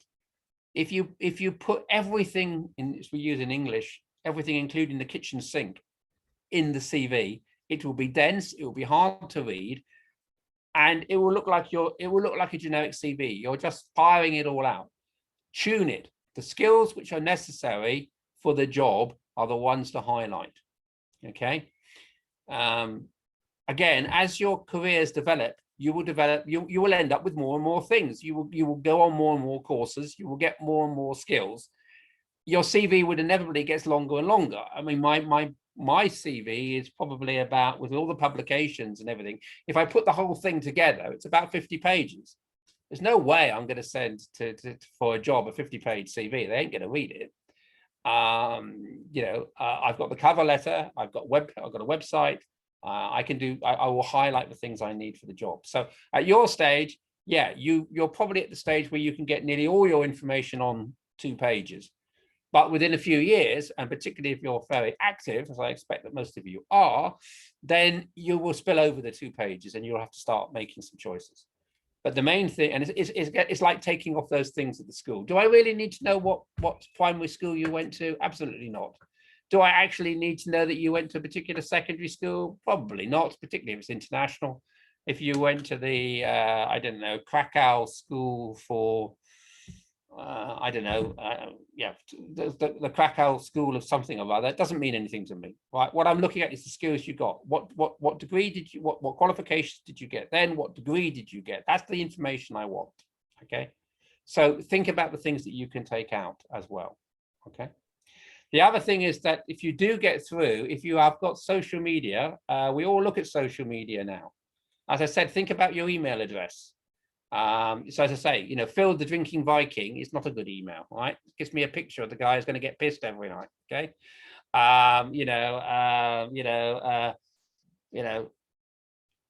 Sex bomb X probably is not a good email to use, okay? So if you know, and you won't be allowed to use those for your institution, but you may not want to use your institution one. You may not want people you may not want all the communications for a job coming through on your institutional one, particularly if you get higher up the chain. So you might use your Gmail. So think about sensible things like that. And the same thing for social media. I can often find people, and somebody, if not me, we're interviewing tomorrow on Thursday of this week for a finance person. My project manager went and checked their Facebook pages and their Instagram pages because she actually wanted to know what the person looked like so they could recognize them when they came in the room, because we don't ask for a photo on the university system, doesn't give you a photo. So think what's on your Instagram and your other pages. Would you like an employer to see what's on it? Everything is out there now, right? You know, We've got a case in England at the moment about a guy who made his debut for the national cricket team. On the day of his debut, he did very well, but somebody found some tweets that he'd written as a teenager, which were racist and sexist, right? He's been banned the second, so he wrote those 10 years ago, but they were found, and he's now been suspended from the next game. And there's a huge debate going on about that, about whether, what they should do, what should be the disciplinary action. So people will look you up. Okay. Next question. Sarah asks, is it better to attach this letter or to put it in the body of the email? The cover letter, as I said, I personally think probably it's good to put it as an attachment. I think you see, just think about when you look at the screen. Just think about the way that you look and you read the email, right? I think a cover letter looks more, when you print it out, when it's it's nicely laid out in a nice font on a attached document. I think it looks better. And usually comes out bigger. Emails, yeah, I'm reading through all this text and can't become quite dense. And have you got links in the text? I mean, are your links live? I don't know. As I say, I think different people look at them differently. I personally like the CV as an attachment and the letter as an attachment, as long as they're properly titled so that I can file them into the file that I will have open, which will be job for Europlanet finance officer, job for Europlanet administrative assistant. They're the two I've got open now. I want the CV that says that. I can just click it and put it into the folder straight away. And I don't have to find emails that I've forgotten about. When I go for the interview on Thursday, I don't want to have to look back at the cover letters emails that came in 3 weeks ago because I probably lost them. Next.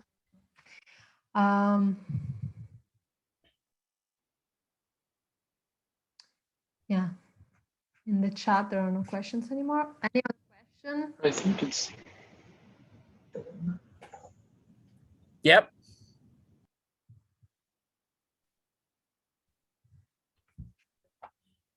That was not a question, I think.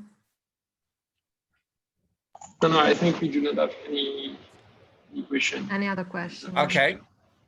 Well, as I say, I'll send the slides over. One thing you should all do now today is go and look at your CVs and pass them to a friend. Get a friend to look at it. Think about what would happen if I got your CV tomorrow and started to hunt for you on social media. What would I find? That could be good. There could be positive things in there. But if you've been at a conference and you've been giving a talk or something, and I click on your page and on your Instagram or something I can access, and I find a picture of you giving that talk, or I click on a link that says that the university gave you a prize or something, and you've got that link in your thing. Oh, look, I got a prize. I was the best research student of the year this year. I can look for those things. That will almost certainly be in your CV, of course, but I might actually find that. That's useful. Just think about it in the round. And finally, as I say, the next step is the interview, and I can give you a talk another time on guidance of interviews and all the things not to do, and you will not believe the mistakes that people make on interviews. And there is a whole variety of things that have happened in the last year where people have been interviewed online, and they somehow think that being interviewed online is different and separate from when they would have gone into a face-to-face interview, and they take a completely different view. I can give you some absolutely wonderful stories of what people do online when they're going for an interview, which you will not believe, but I can tell you they're all true. So you're likely to be interviewed online in the next year or so. So think about online etiquette, etc. And that means dressing up and so on. As I say, I could do that another one. But most interviews you go for at any stage in your career, from now to me, you will fail. Okay, because that's just inevitable, right? So the job of the thing for what your stage at is getting is you will have to apply for many jobs, okay, to get ones you want. You won't get the first one you want, and then you go and then you don't do the interview. What do you learn from the process? What do you learn? And if your CVs are, if you just only get through to the first stage, look at the CV. Maybe the CV is letting you down. Go to somebody who can tell you about CVs and go through it with you and say, well, that probably wasn't, isn't laid out right, or you haven't got the information there, etc. And you do that by sharing it with each other. Do it now. Send it to your friends and say, this is my CV. What does it look like? And again, comes back to mentors. That's what mentors are for. Mentors can look at that. They can go through that, particularly at your stage. And good luck. All I will say on the careers path, very few people have a plan at point A and want to move steadily through their career to place B. We all go through sideways routes. We never quite get there in a direct path. Life gets in the way, opportunities come up, go away. You never know. So careers are not plannable things. As my wife likes to say, you can't really plan your love life. You can't plan your career. You don't know when you're going to meet the person who you're going to fall in love with or be with, or you don't know when you're going to break up. It's exactly the same with the jobs. It isn't a planned, strategic, scientific route, and it's life. And you have to accept that when you do careers, and you will. But on average, most of you as scientists in the STEM area will have approximately 5 jobs in your careers. That doesn't mean necessarily 5 different places you go, although you will have 5. Somebody in the arts and the humanities will be close to a dozen. So that's the difference between the 2 areas. But on average, you will make 5 career changes. You will change career, you will change company, institution 5 times on average in your career. Okay. Thank you very much. Thank you, Nigel. We're looking forward for the talk about wear my other interviews. hat now and end up starting to talk to ESA, for which, as I say, you need another mentor to work out how to sit on ESA committee. All right, everybody. All right. Have a good rest of the day. Bye. Thank you. Bye. Yeah, as I told you, Nigel is the most communicative person in the world. I think it was very good. Now we should have the coffee break. We are a bit late again. The next talk is actually a recording because Monica is on the field as well, so she can't be here. So Baptiste, if you could please share the screen. We're going to play the video and then we get our coffee. We can also drink the coffee while watching the video, actually. Can you see the... No, I can see the Zoom window. I click on share and something disappeared. Okay. Well, this is Monica Pondrelli. She is an amazingly kind person, and she will give us a talk about how to prepare nice figures for papers.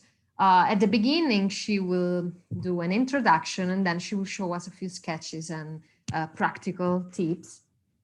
As I said, she's very, very kind. So if you have doubts, questions, if you want a feedback on a figure that you prepared, at the end of the video, there should be her email address. So feel free to contact her. She's really an amazing person. And yeah, I just wanted to show you her picture because she's not going to be in the video. So we can move to the video. Okay, I will.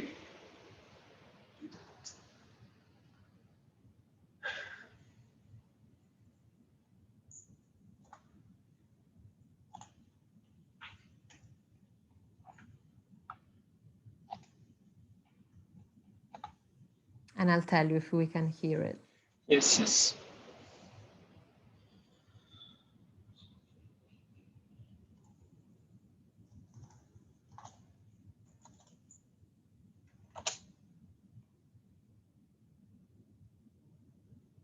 Is it okay or not? No, it seems actually that you're not sharing the screen.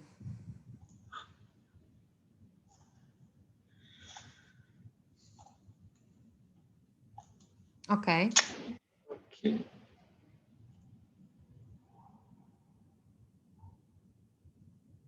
Do you have the sound? No.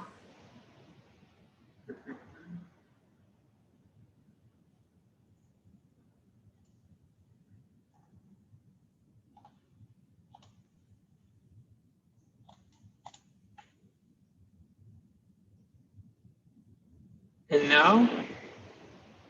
No. Okay, so this is this one. This one. Let's try this.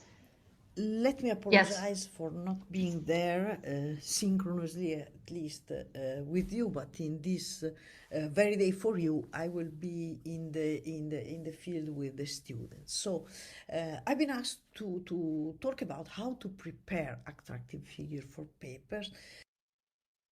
This because actually I was pretty scared when I was asked to give this presentation because I have no specific skill or competence on graphic design.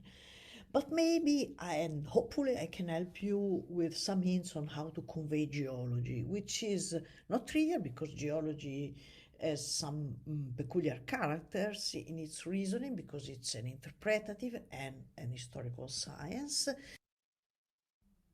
Geology is an interpretative science because examining an outcrop or a planetary image is not simply a matter of taking a good look. Basically, if you go in front of an outcrop or if you look at a planetary image, whatever, together with non-planetary, non-geologist people, these people will not understand the meaning of these outcrops until you will explain them the basic concept for really understanding the rocks or the image. Then the geology is an historical science because the location and the timing of your study object do matters. Unlike in chemistry or in physics, the geological context is essential in order to understand properly the evolution of your study object. This implies a back and forth process of reasoning on the basis of which the understanding of your landscape is based on the understanding of the individual landforms that form this landscape. At the same time, the individual landforms are made sense in terms of their mutual relationships within the entire landscape. This is a sort of circular reasoning, which is actually the hermeneutic cycle. We start from empirical observation of the outcrops, or again, the planetary image, whatever. We develop our theory, which could explain our observation, and then we go back to our outcrop images and even more outcrop and images in order to validate the implications that our theory have and evaluate whether they are valid or whether we have to go back and develop a new theory. After several cycles, we can develop our models. Here you see a topographic map associated with a 3D reconstruction. Here the science goal is to describe some fluvial deposits which are covered by these volcanic units, so they are not visible from above, but they are visible in correspondence of this exposure, which is this one. Here the topography helps you to define the possible influence of water-related landforms and to contextualize the presence of this scarp which originated the exposure. And the contour lines allow to quantify the thickness of this exposure. And here we have the description of the outcrop and the interpretation. The interpretation is emphasized by the presence of this white transparent background, which allows you to focus on these lines, which are bounding surfaces, but at the same time allows to refer these bounding surfaces to the original outcrop. bounding surfaces have different colors and style, which corresponds to different. In this figure, we have the possibility to associate different scales of observation. We have an overall debris apron, and these inlets, which are very elegant, actually corresponds to other figures where more details of these lineated valley fields are shown. It's always quite tricky to put many information in one. Speaking of topographic profiles, you can export. There's Can something help wrong, you but to is realize, for example, geological sections. Why? What happened? it's keeping parts. Maybe this is the connection, the internet connection. Do you want that I come back in? I cannot hear, in fact, the video, so I'm sorry. But, so, Well, let's try to play again, and then we will make it available. okay, let me know if there is a problem. I will Okay. stop and Such as this one, which are the basis to show the vertical and lateral stratigraphic relations between the different units. Of course, geological sections on the planets are very interpretative, and for example, this line is something that you cannot see because it's hidden, it's below, and that's why you don't have to be scared.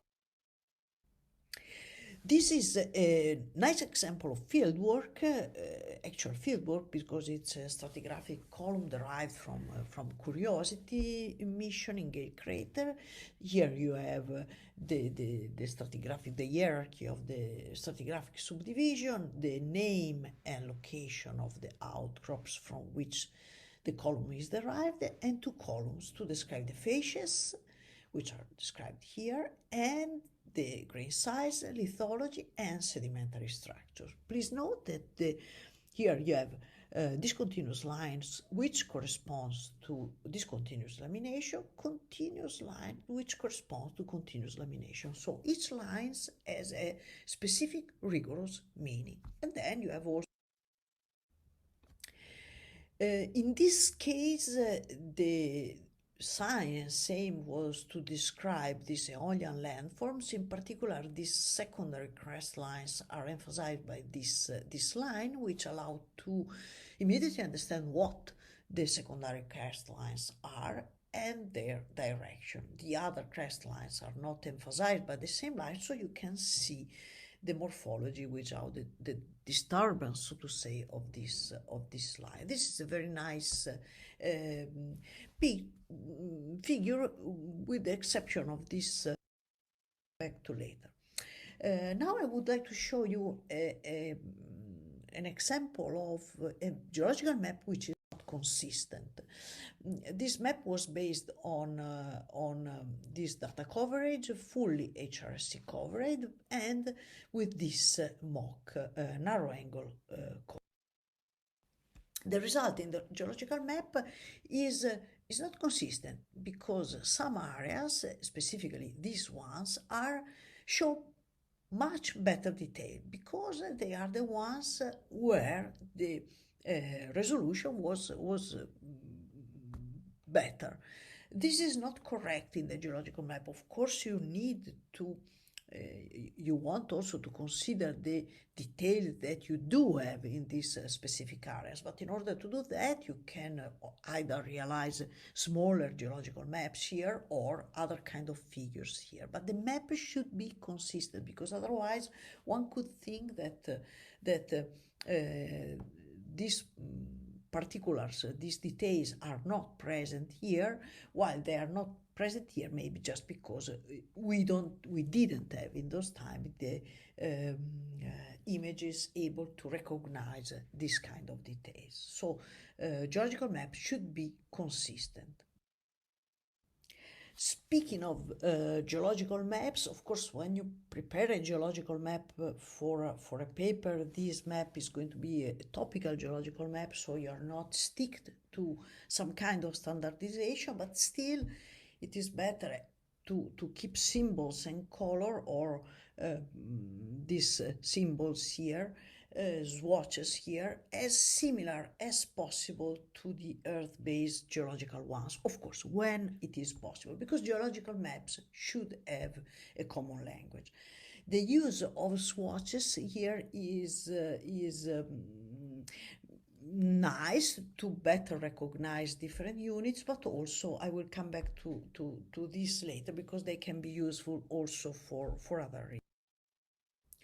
When you need to combine different evidences, stratigraphic relations, morphological assemblages, block diagrams are very powerful instruments. And this is an example actually by Stefan van Gassel, who is, I think, the best one in the world to do such a scheme.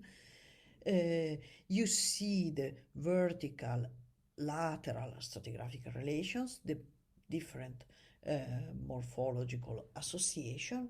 So you can reconstruct very easily the deposition architecture, and this is made more effective by, for example, the use of these shades here, which allows you immediately to catch the 3D geometry of the different units.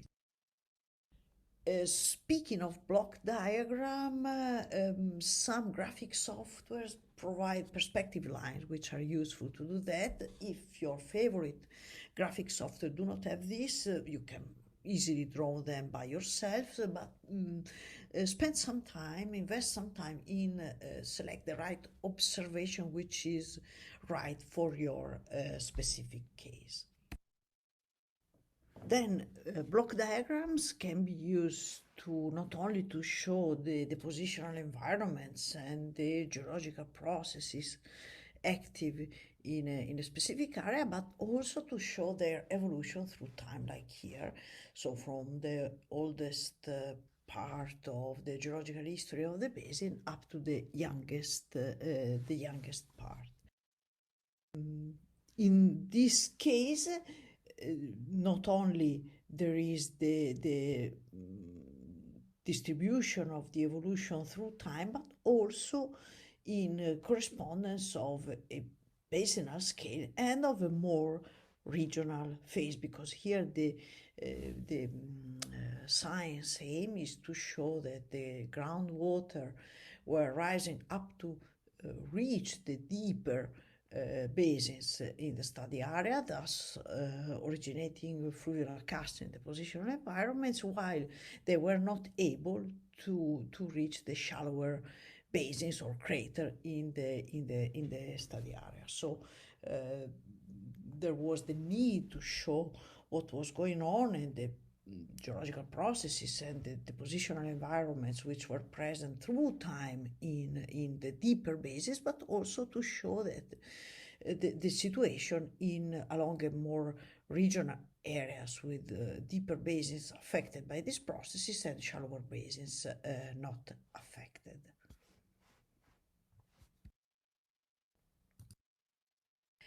Then finally, in these days, there is finally, unfortunately, new attention for inclusivity. Speaking of figures, of course, color vision deficiency is very important, because people with CVDs represent a quite high percentage among population, and probably statistically speaking, they are the same percentage among your audience. So they typically prefer black and white colors, while trichromats prefer colors. So the secret is to try to use color images, but crafted to be visible also to people with CVDs. For example, using swatches such as the one I was showing you before in the geological maps to accompany the colors. There are in this website some resources, some software do provide also proper palettes and tools for color vision deficiency. So there are tools to help you with this, to prepare inclusive figures and not only scientifically sound figures. Okay, not conclusion, but just remarks. Figures are one of the most effective tool, maybe the most effective tool to convey information in geology, and must be as accurate as a mathematical equation. Also remember that. This means attention in the scale, so geological context, distinguish description from interpretation, and be consistent always. Show your personality. This is important. Your papers will be your papers, not only as scientists, but also as a person. So don't be scared, don't be shy to show your personality, but remember always to focus on your science aim. And be patient. An effective figure needs time, so don't be scared. You are not wasting time, you are investing time for your job. Thank you very much. I hope it was useful.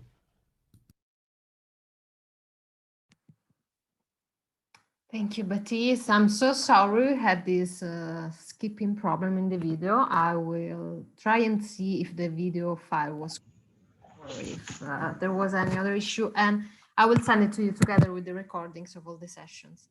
Now we can have our coffee break. I talked to Anastasia, who is giving the workshop about outreach later, and she agrees on starting 10 minutes later than planned, so we can have around 20 minutes of coffee break.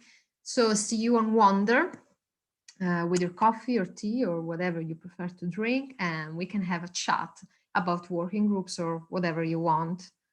Thank you very much, and I'll see you in 20 minutes for 40. Thank you. See you.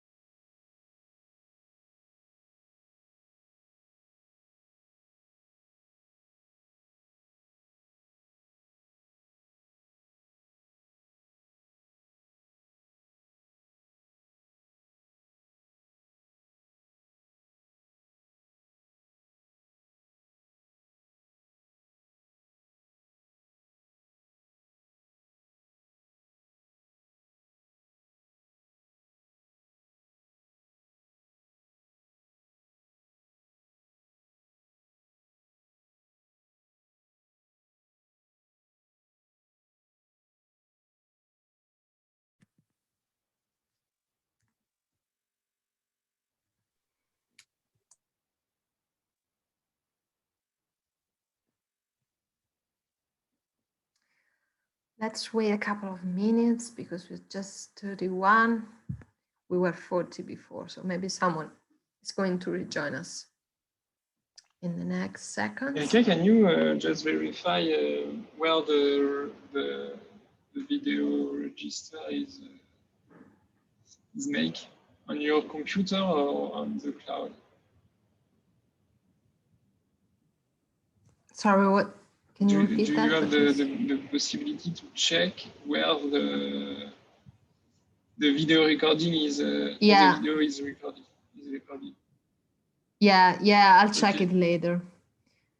Anyway, it's okay. It's things happen in a virtual event, so we're doing our best. Just to be sure that we are not recording for nothing.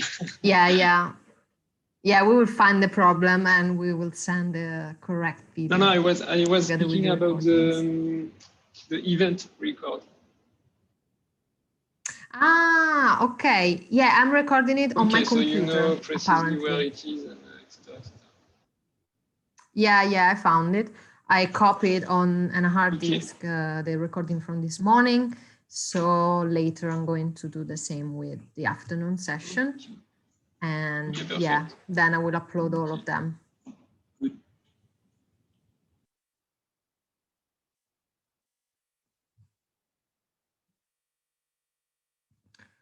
All right, we're becoming even less than before. We're 28 now.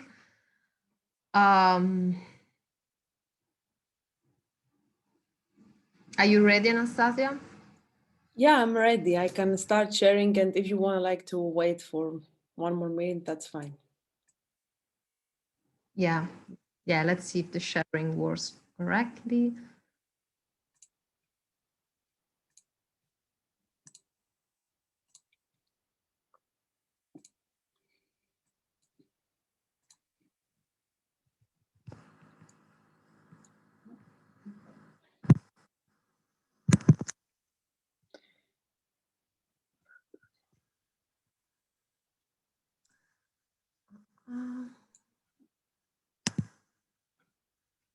Just let me know when you want me to start. That's.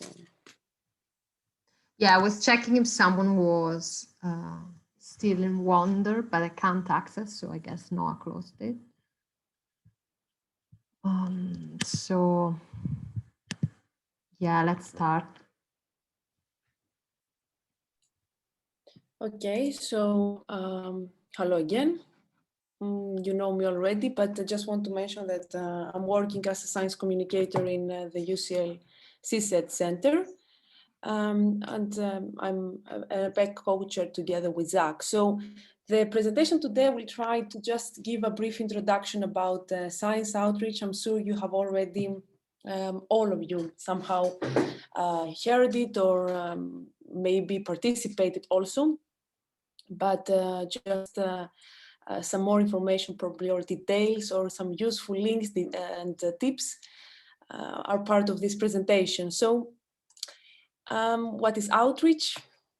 Usually the perception is that outreach is a one-way communication where the experts, the scientists talk to the public people and they explain stuff to them, like they conveying the information.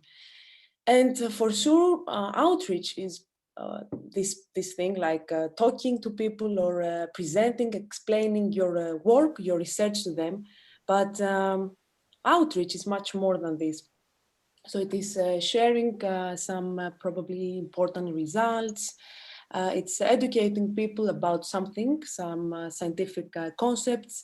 It is also inspiring them, and in some cases convincing them too, especially when we have a really a contradictory topic, or when people are not really trusting your research. And there are many examples. So outreach includes all of these things. It's an umbrella term, really. And there are several reasons why it is important and why you need to really also get involved in outreach. So although all of us are primary scientists and researchers or students of a scientific, let's say, field, outreach should be like part of your everyday life, and should be important for you. First of all, because by doing some type of outreach, some type of what we explained already, you can really increase the understanding of science among different publics. And actually, this is helping to build the trust with them. And then it is important because the better people are aware of some scientific topics or your research, especially now that we have advances in science and technology, the more support they will give you. And this is most important also for politicians or stakeholders, policymakers, because these are the ones that most of the times decide about fundings. So this is also very important. Even if you don't care about increasing the understanding of people, I think you should care about this. And finally, I think this is also one of the most important statements to inspire the world and the next generations, the younger generations, because it is also really like noted that in schools or in younger ages, science and I would say planetary science and these fields are not really highlighted or taught at schools. Now, how to communicate your science, your topics, your research to the public? There are several ways. Presentations are one of them. There are also more interactive methods like activities or hands-on workshops. Citizen science, which is a more participatory model where people are actually doing some research and are helping the scientists. We have arts, which are, let's say, more of fun, science movies, science fiction movies, literature, comics. There are several ways. And finally, the most traditional way, let's say, which is media and social media.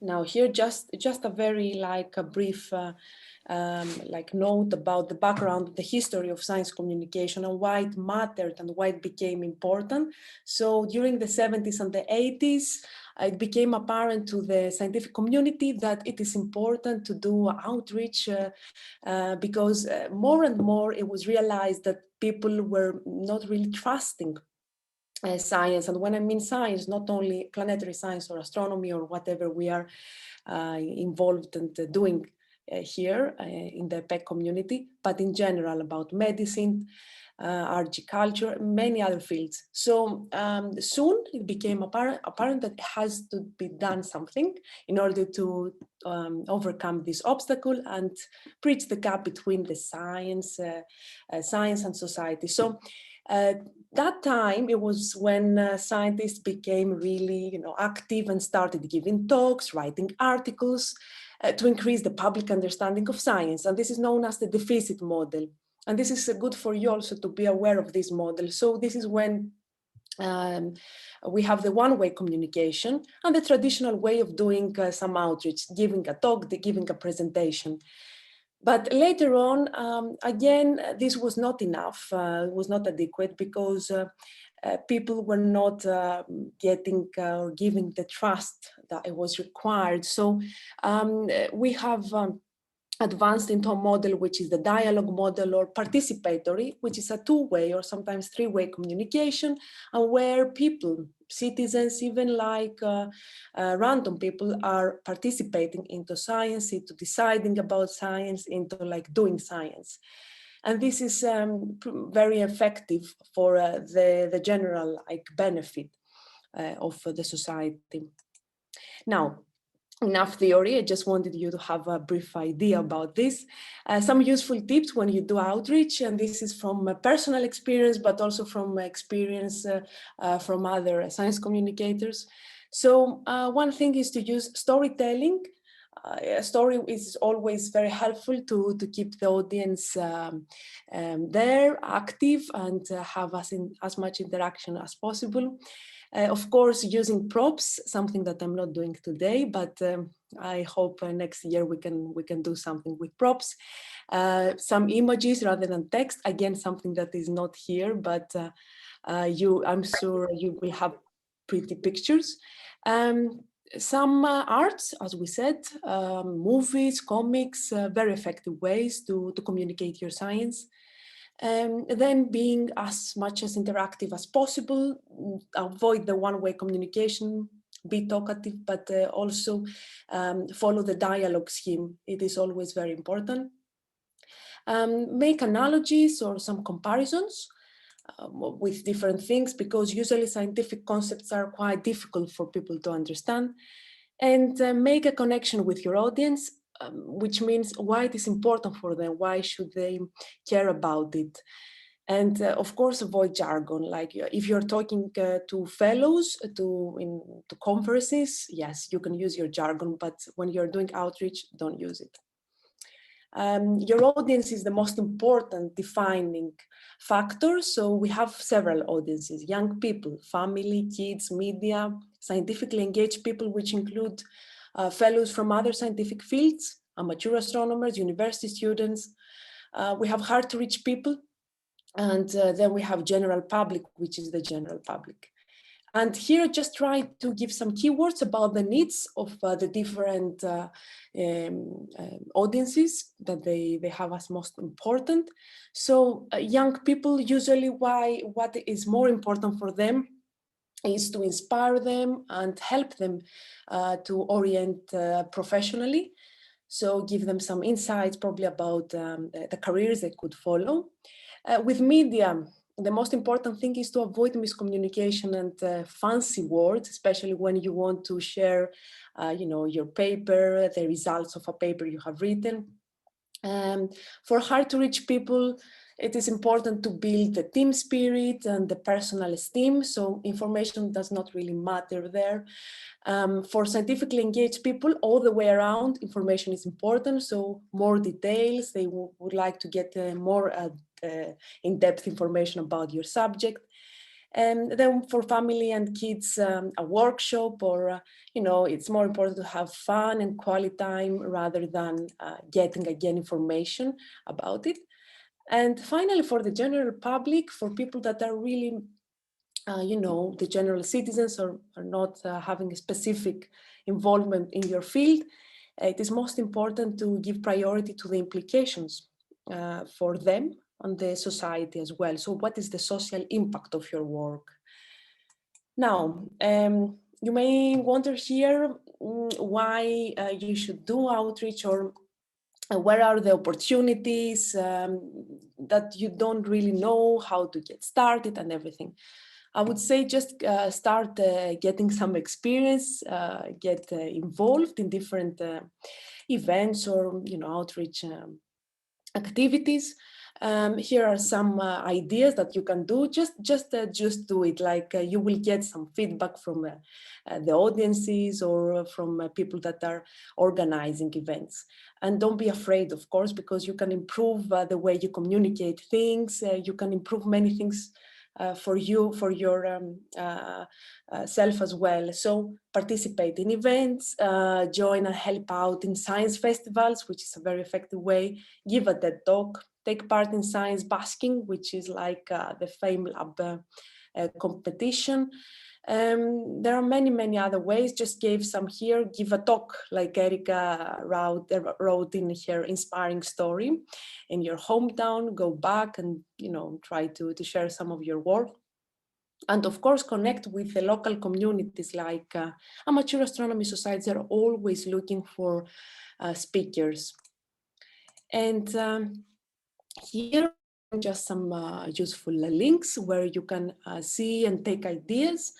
I would say if you're joining the EPC this year, it is very useful to attend the outreach sessions, where there are many ideas that you can get for doing outreach, or even ways to participate. And definitely have a look in the PEC outreach group, where we share case studies for science outreach.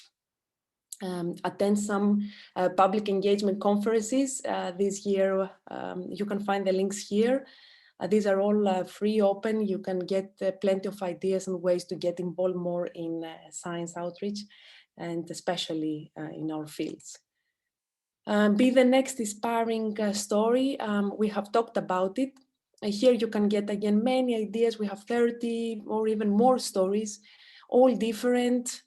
You can even be the next inspiring story if you have done some outreach events. And here you can see like comics, media, social media, video. There are plenty of ways to do outreach. We want you to get involved, of course, in the PEC outreach group, where you can share your insights and your ideas, or get support and help with your outreach events or like activities. An overview here, and I will leave you with that slide. Remember that the needs of the audiences are different every time. Then you need to care about your message. What is your message, the message you want to transfer? What strategies and approaches you will use? And remember, there is no magic recipe or a fixed guide for effective science outreach and communication. And it can include many different approaches. And you can be innovative, creative, and just like having this as priority. So with that thought, I would like to thank you. And if you have any questions, I'm happy to respond. Thank you very much, Anastasia. Do you have any? Yeah, we have questions. We have a raised hand. Go on, Jose. Hi, Anastasia. Hi, Jose. Nice presentation. I was just wondering what are your thoughts on what exactly are hard to reach people for you? I was curious about that. Yeah, hard to reach people are usually, for example, people of sensitive, let's say, groups, like deaf people or people that have some societal problems. Usually, there are hard to reach people. We refer also to people that in prison. For them, it's not that important to, to share your research that much as understanding the specific needs they have. So again, there are sub audiences inside this group. It's just a general umbrella term. Okay, I was just curious. Well, what are your thoughts on the hard to reach people, like people with autism, something like that? I suppose that could also be hard to reach people. Thank you. Yes, they're included in that part. Other questions for Anastasia? Well, she will give also a workshop later, so you can also interact with her during the workshop. So now we can move on with Jacqueline's presentation if there are any questions.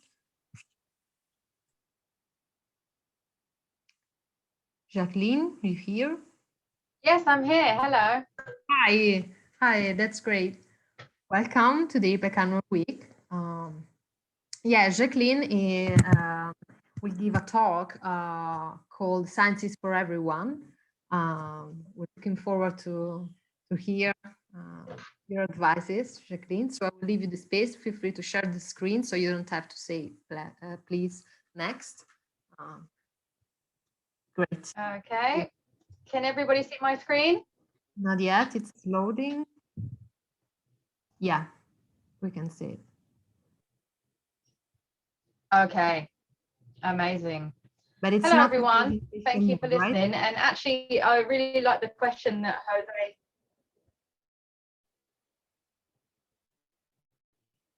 Sorry, can you hear me okay? Yeah, yes, it's okay. It works.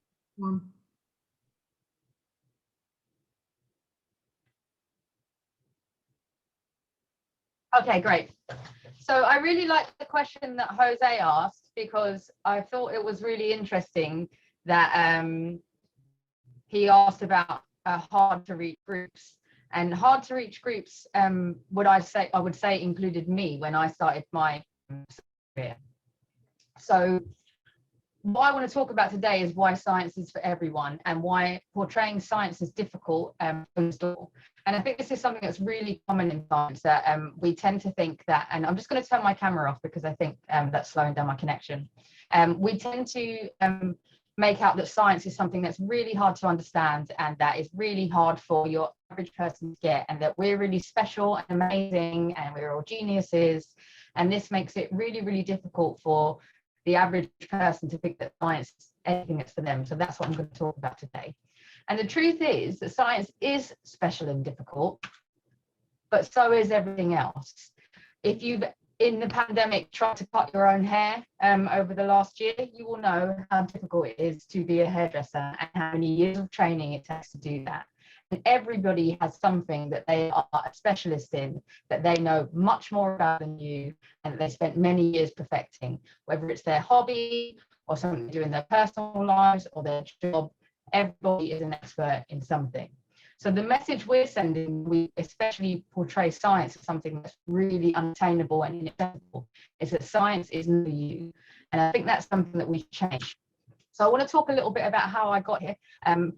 Before I became a scientist, I was a train driver, and I ended up doing this because I was originally studying like humanities A-levels in like literature, history and media studies, and I failed all of my A-levels, and I left school and I worked. Then I got a job working on the train stations in London, and eventually became a driver. And I was a driver for over 10 trains in London. And during that time, I kind of used to watch the sort of popular science TV shows that were on TV and really enjoyed space science. But I assumed that that was not a job that I could possibly do. You know, why we look at science and think it's not a job that we could possibly do. But eventually I realized that I could do some short courses, and it was really thanks to the outreach and advertising places like the Open University and Birkbeck's Evening College that they really made me see that it was possible to study part-time and learn a bit more about science. So I left my job on the trains and I became a care worker for a charity called Autism Sussex that works with autistic people. And I'm just going to check the chat and make sure. Oh, slow connection. Yeah. I'm just going to go in the chat. How is it now?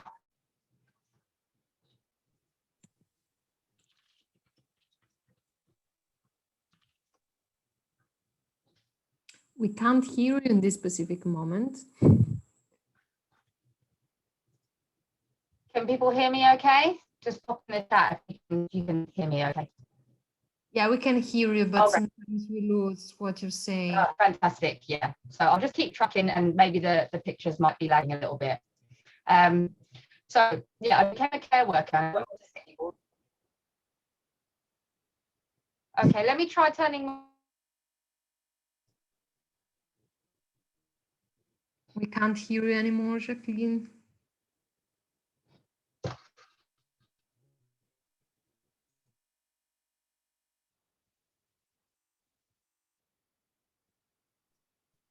Okay, can you guys hear me now? Yeah, if you want to send the PowerPoint so that Baptiste can share the screen and your connection doesn't have to suffer the upload. Oh, that's true. Yeah, I could do that. Can I might just carry on without the pictures if you guys are okay with that. Yeah.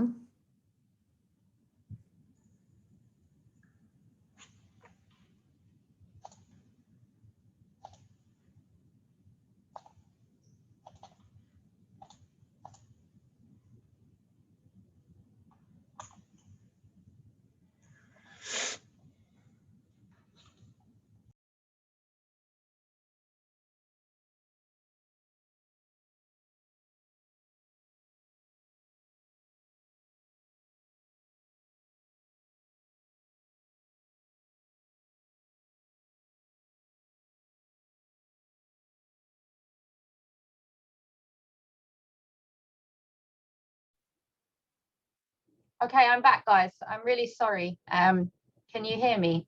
Yeah, seems to be better now. Okay, I'm going to try sharing my screen again and carry on. Okay, so let's keep going. I really apologize. So sorry, guys. So where were we? So yeah, I became a care worker And I was doing that for a while.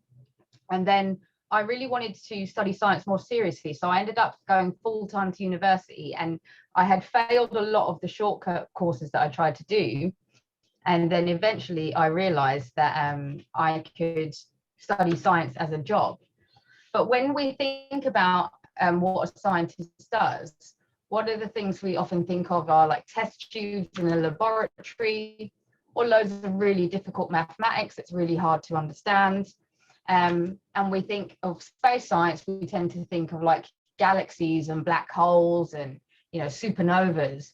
But I think what a lot of people don't realize is that part of space science is all sorts of different disciplines, from marine biology to mapping to paleontology to zoology, evolution, physics. And so there's very many different types of field that can have a viable career in space science. So there are people who are just straight up geographers who become space scientists. And I think that that's what people don't understand. They think that everybody is a quantum physicist who works in space science, and this seems like a particularly difficult field to get into. Also, when we think about famous scientists or people to do with space, we tend to think of people like Albert Einstein and Stephen Hawking or Tim Peake, the astronaut. And we, by their very nature, think of these people as amazingly special and unusual and very gifted. And most often these people are white men. And so what we need to really do is have more roles available who look like us and who talk like us. And whoever you are, you'll see somebody who's like you, and it will suddenly become something that's much more accessible for you. So the downside of this is that if you're somebody from an underrepresented group, you often get asked to do a lot of extra labor to get through to people. Because they like want to wheel you out as this example from an underrepresented group, and you end up doing extra work that's not to do with your scientific research and working in like outreach stuff, which is fantastic, but it's really undervalued. And so one of the things I'd like to see is outreach become more valued by PhD supervisors and postdoctoral supervisors and high up professors in institutions who don't see it as a waste of your time that you're doing on your side, but as an integral part of science. Because when you convince one other person to become a scientist, you've doubled that research output that would have happened. And so I think that that's a really important thing, is getting the people higher up to value outreach. And so obviously a lot of the people here today, I'm preaching to the converted, because you are people who are interested in outreach and who think it's valuable. And so I'd urge you, as you go through your careers and become more superior to the position you're in now, that you use that privilege you have as a senior member of staff to value outreach. So you don't have to be a genius to be a scientist. Really all it takes is practice, patience, commitment, and a little bit of hard work. And like anything worth doing well, you just go through things in detail until you get them right. And people do this all the time in whatever they're an expert in. So I try to avoid using words like smart or clever that sound like inherent qualities, and instead talk about, oh, you really worked hard on that, or, you know, that took a lot of effort to get there and you were really careful about the way you did that. More praising the action than the inherent quality. And provide support for people, because the people who make it in science often have quite a strong support network or everybody else. That's a really important part of it. Ordinary people don't see a career in space science as viable because it doesn't seem realistic to them. And it seems like something that is very expensive to do, and that you have to go and study for a long time, and they don't really know what jobs are available afterwards. I certainly didn't. So we need people from underrepresented demographics to inspire people. And I think a lot of the outreach material is missing the mark, precisely because the people who are giving this talk are not from those backgrounds. They just can't gel with them on the same level. So if you think that there's an opportunity for you to go and do something in let's say a school which is full of people who are nothing like you, it might be better that you support somebody else by doing all the kind of hard labor behind that work. So you can help them create their PowerPoints or do the admin for them or fundraise for them. And so this kind of stuff can make a difference without you having to go and try and preach to people who you don't really connect with. So one good example of this is that somebody from my lab, he was trying to get some kids in from poorer backgrounds. And although he wasn't from a poor background himself, he had spoken to people about what they need to get there. and it seemed that transport and paying for lunch was an issue. And so he raised money to get a bus in from London to go out to this lab just on the outskirts of London, where it was a more affluent area, and pay for the kids' lunch while they were there. And it completely changed the demographic of that outreach session. It used to only be the local kids whose parents drove them in and who had the time and the money. And from the year that he got the bus and the lunch paid for, it completely changed, and we had a whole different set of people from all different backgrounds. So I think what's important as well is that people are already interested and being affected by science. And so it's about getting people to realise that they already use science every day. Whenever they're using their mobile phone or computer, you know, they're taking their vaccine for COVID, and getting people to understand how that science works and doing a good job of getting people to trust scientists. A lot of that is about them having role models from their background, talking to them that know these people and that are like you, and that really helps you to trust science. And then once you have those people in those communities who trust scientists, that can propagate out amongst other people when they say, yeah, no, I got the vaccine, or yeah, no, I'm interested in Mars science. And all of a sudden, you're just increasing the general trust and goodwill towards scientists, which I think is really important. And this can help to enable the transition between a hobby and a career, because all of a sudden science is something that's not what nerds do, it's what we do. So one of the things I like to do is use sports as an analogy. If we look at these three sports people here, we all know that these people are really special and amazing, and we could probably never be like them. But you don't have to run as fast as Usain Bolt to be a runner. You might decide that you want to just run a little very slow 45-minute 5K every couple of weeks, and you work up to that, starting slowly. At first you can't run for more than 30 seconds, but you slowly build up until you get there. You might not be a professional tennis player like the Williams sisters, but you can go and go to a court and have fun.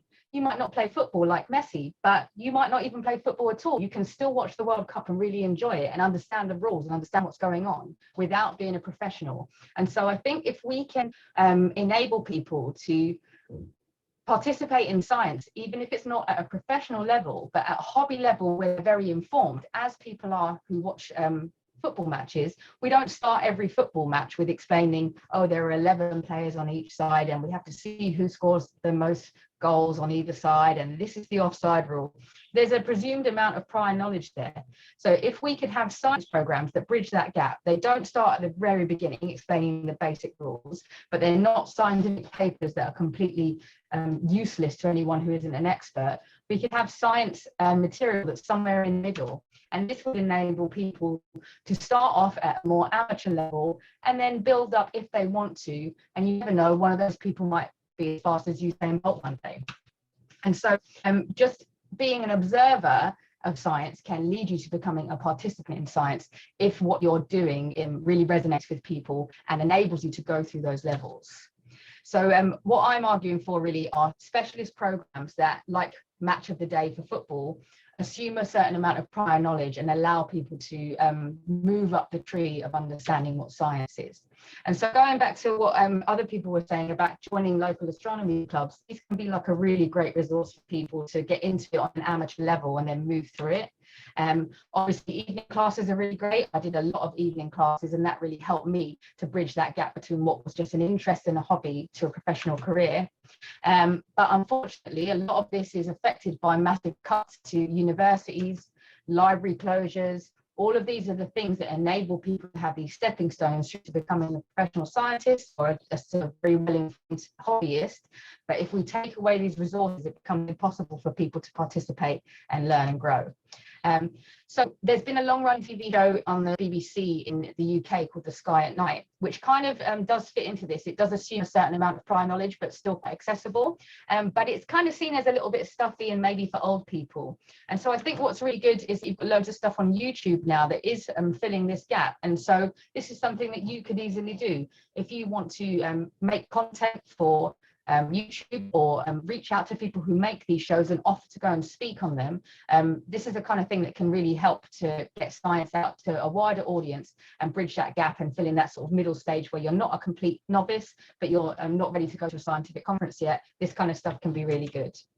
I also think we need to be really careful with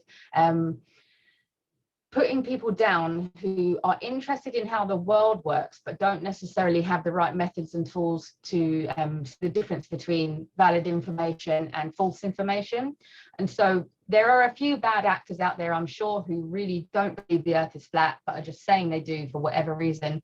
But I think a lot of the time people really do want to know how the world works. And so teaching people those critical thinking skills that we all know, of how to understand whether a paper is reasonable or not, and the kind of process it goes through to become valid, so that people know that this is true information or as true as it can possibly be.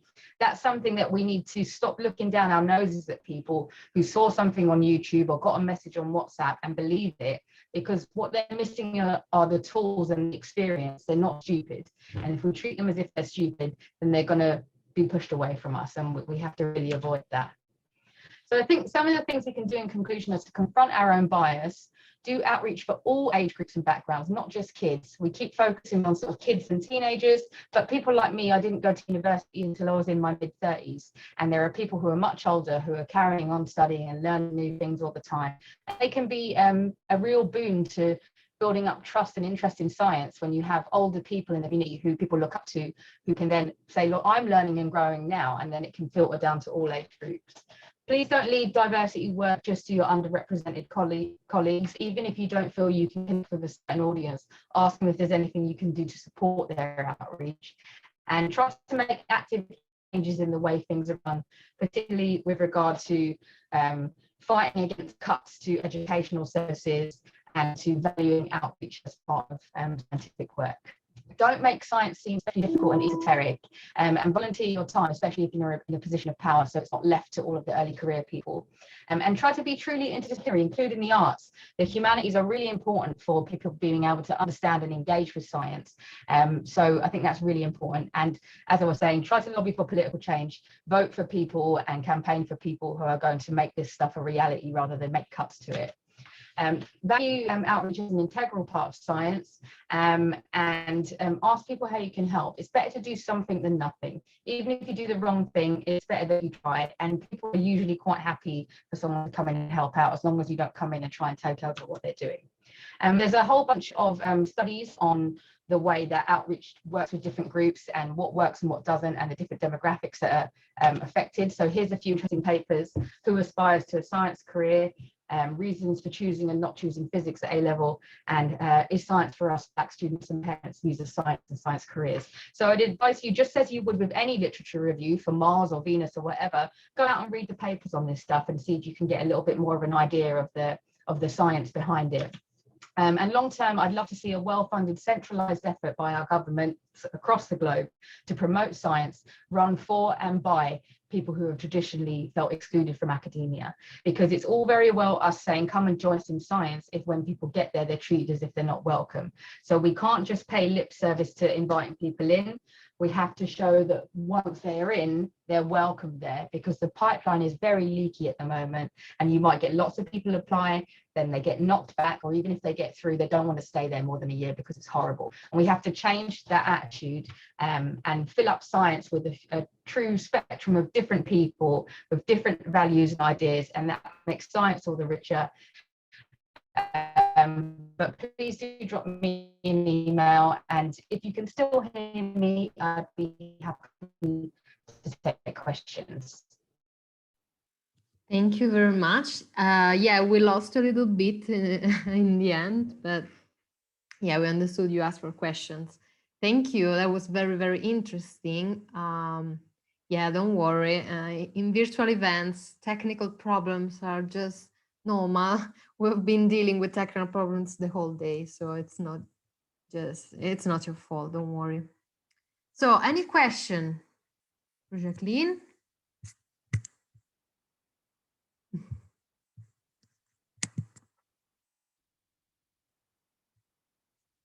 No questions. Yeah, we have a question, Peter. Hi, Jacqueline.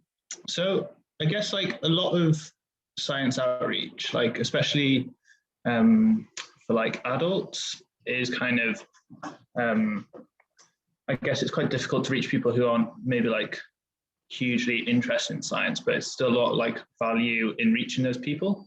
So like if you're doing like talks or science fairs, it kind of requires people to come to you in a way. But sort of, do you have any ideas on like good ways of reaching those people without, us, I guess, kind of getting over that initial barrier of kind of reaching these people?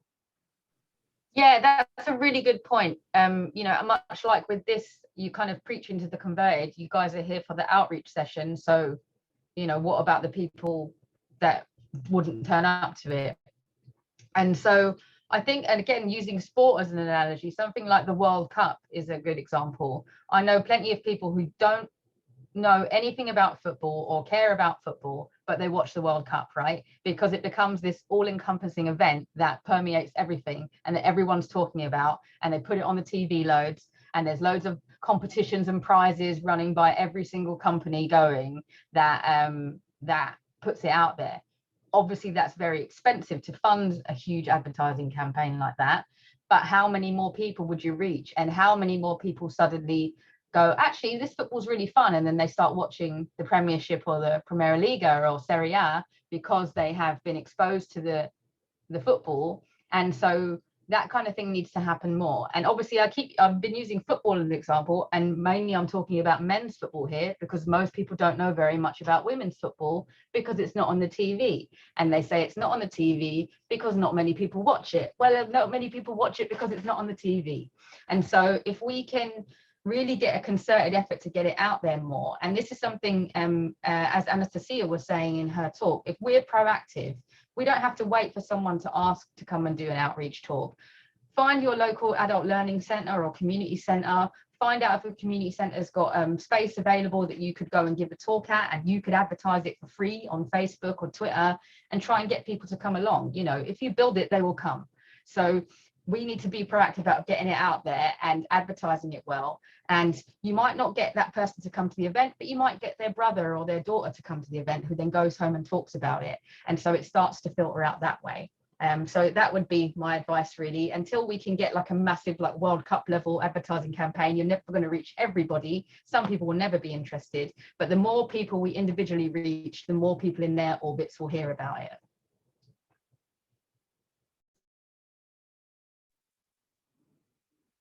Thank you very much. Do you want to add something, Peter?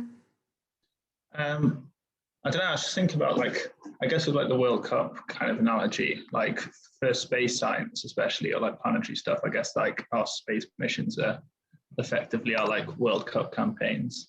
And I think like, I don't know, maybe we should tie more, like have more of a media push on that front, like when big space missions are coming around, and like really try and drive that further. Yeah, I think that's really true. And I think that NASA is somebody who does a great job of this. Everybody knows what NASA is. Everybody sort of recognizes the logo. One thing that NASA did was they made their logo that anybody could produce it. So you can go into like Primark or any shop or any website and buy a badge or a t-shirt or a cup with the NASA logo on it. And for some reason, the European Space Agency hasn't allowed that. And I don't see why they would do that. It's free advertising. I know they may be worried about the sort of proprietary thing of selling their merch, but don't you just want everybody proud to walk around with an ESA t-shirt or an ESA badge? And, you know, when people think of NASA in America or all over the world, they just think of like, you know, the Apollo missions and going to the moon and all these fantastic movies that NASA gets actively involved in the making of them to promote themselves, and allows people to use the name. Why don't we do more of that? Because I think that we could learn a lot from that NASA model of making it cool. And I don't think we've done that in Europe so much at the moment. Yeah, indeed. I know people from Europe that didn't know ESA before I mentioned it. So, yeah, they could do better. Any other question?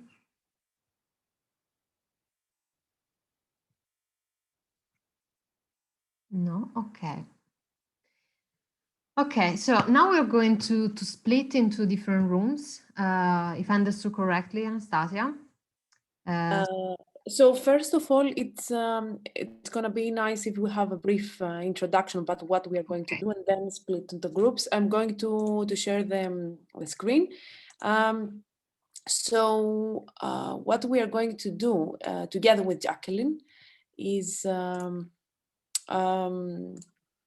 we want this to be interactive and fun, and actually for you to get some insights, and just, you know, if you haven't done any kind of sort of outreach or something, just to start doing it now, and don't find any excuses. So what we're going to do is have two sessions. One, the breakout session one, is to give you an idea, or just like discuss what things are important when we are hosting, organizing a virtual or face-to-face, an in-person event or conference.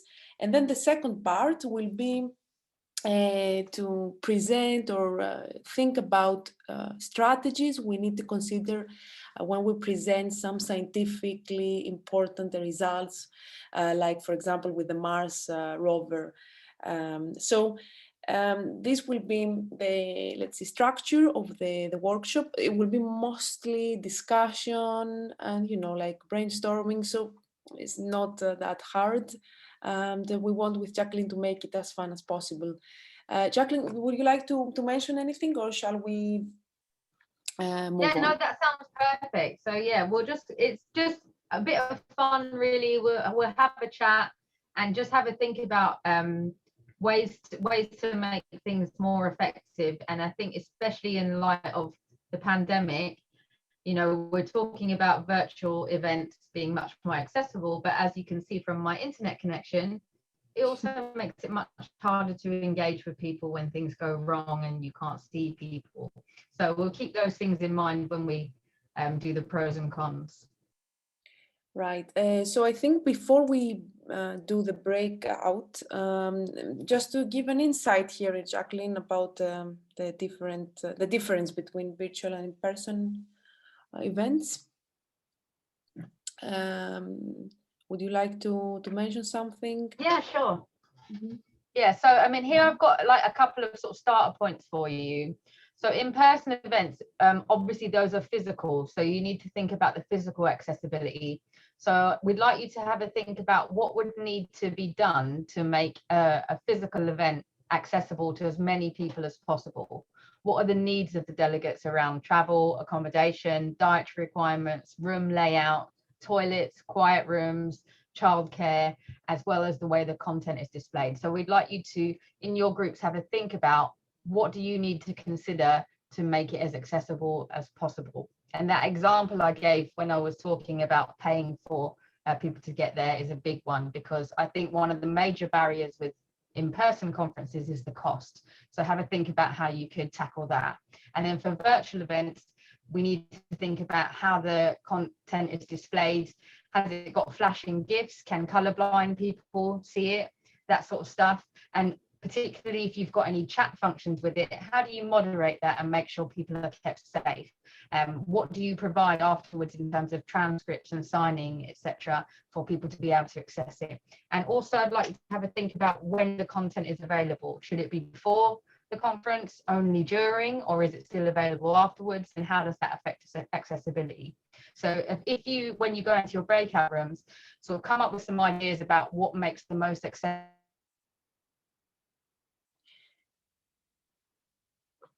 Yeah, I think I lost the Jacqueline. Yeah, we lost her. Yes, so I think it's pretty much clear. We want to highlight the differences between a virtual and in-person event when you actually either organize or present something. What are the main things you need to consider?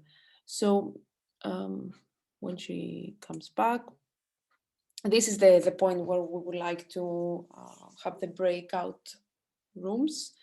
And here we will have displayed the main 3 points you need to discuss, and then we will come back to discuss it all together.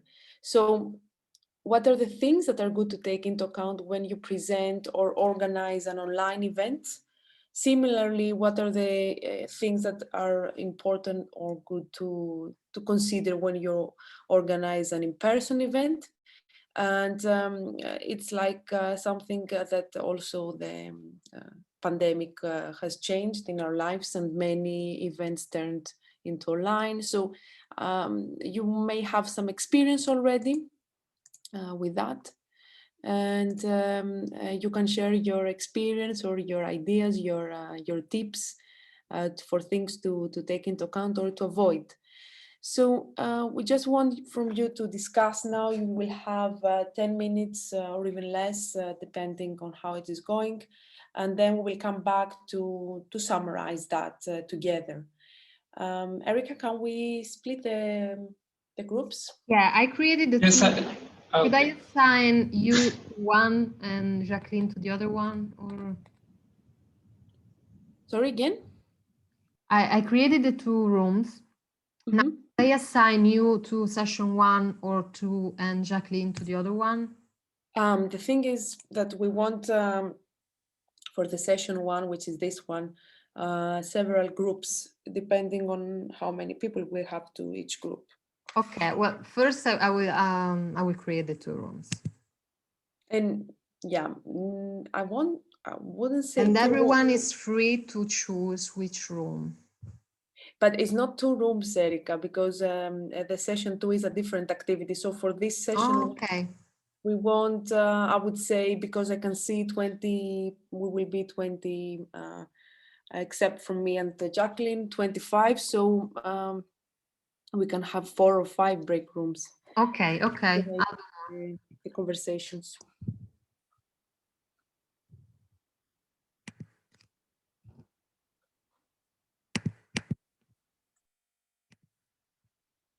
Okay, can you see the rooms?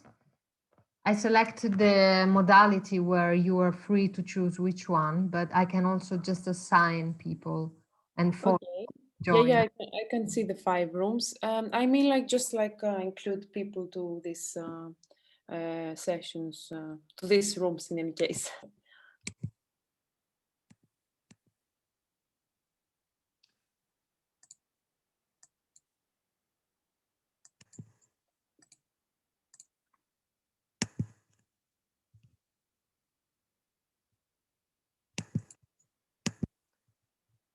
Okay, so everybody split in the rooms. So are we supposed to choose a session right now, I guess? Just choose one of the 5 rooms. So it will be the same for in each session or room, right? Just let's do 5 balanced rooms. I think we can do that. We're all future scientists, so. Yeah. Okay. Right, and we talk in a bit.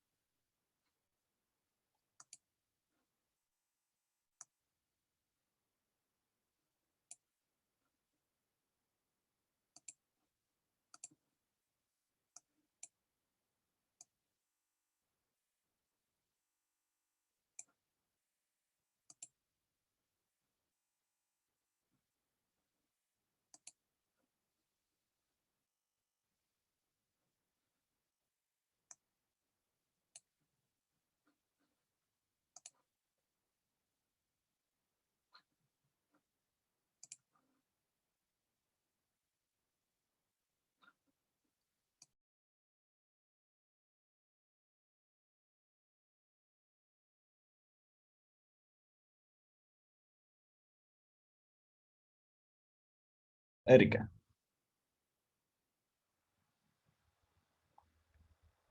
You're muted. Yep.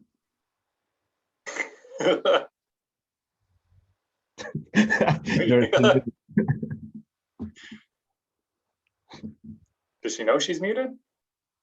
I think that she didn't. I was saying that I'm the recording person apparently, so I can't you because I don't know then. Yeah, well, I can record you. Yeah, it's not like coffee break, so you're not sharing personal things. Yeah, maybe I can record you. Yeah, I mean, I don't know if anyone's going to be that interested, including the three of us, but Honestly, I haven't understood what we're going to do, but because I'm very tired. So let's see.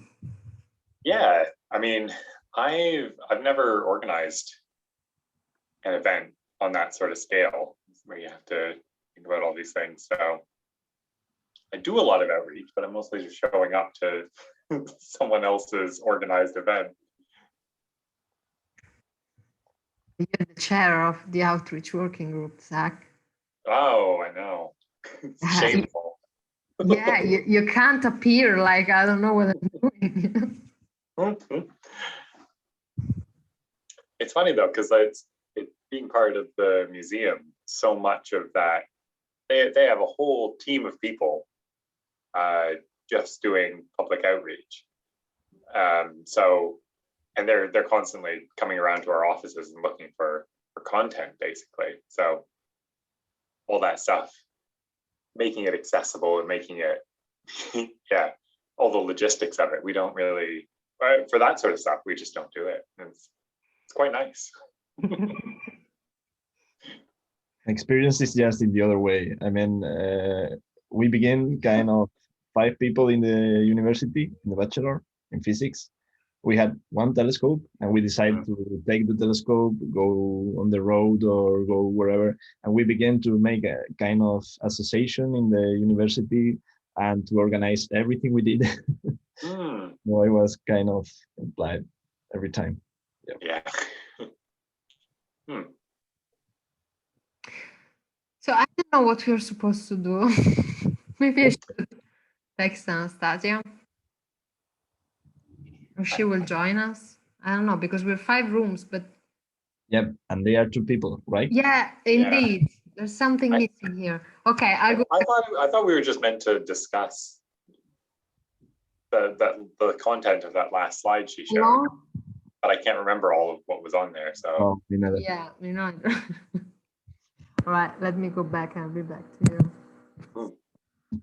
Probably.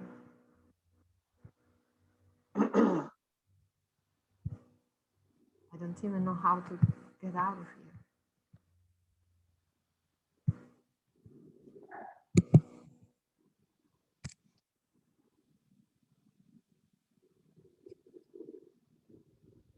But there is something strange. We were 25 people, more or less. And there is 2 people per session. Yeah, they're all not assigned. Probably they didn't understand what they have to do, or probably they're chilling. Or they just slipped out when they. Yeah. Anyway, I can't find how to go back in the main room.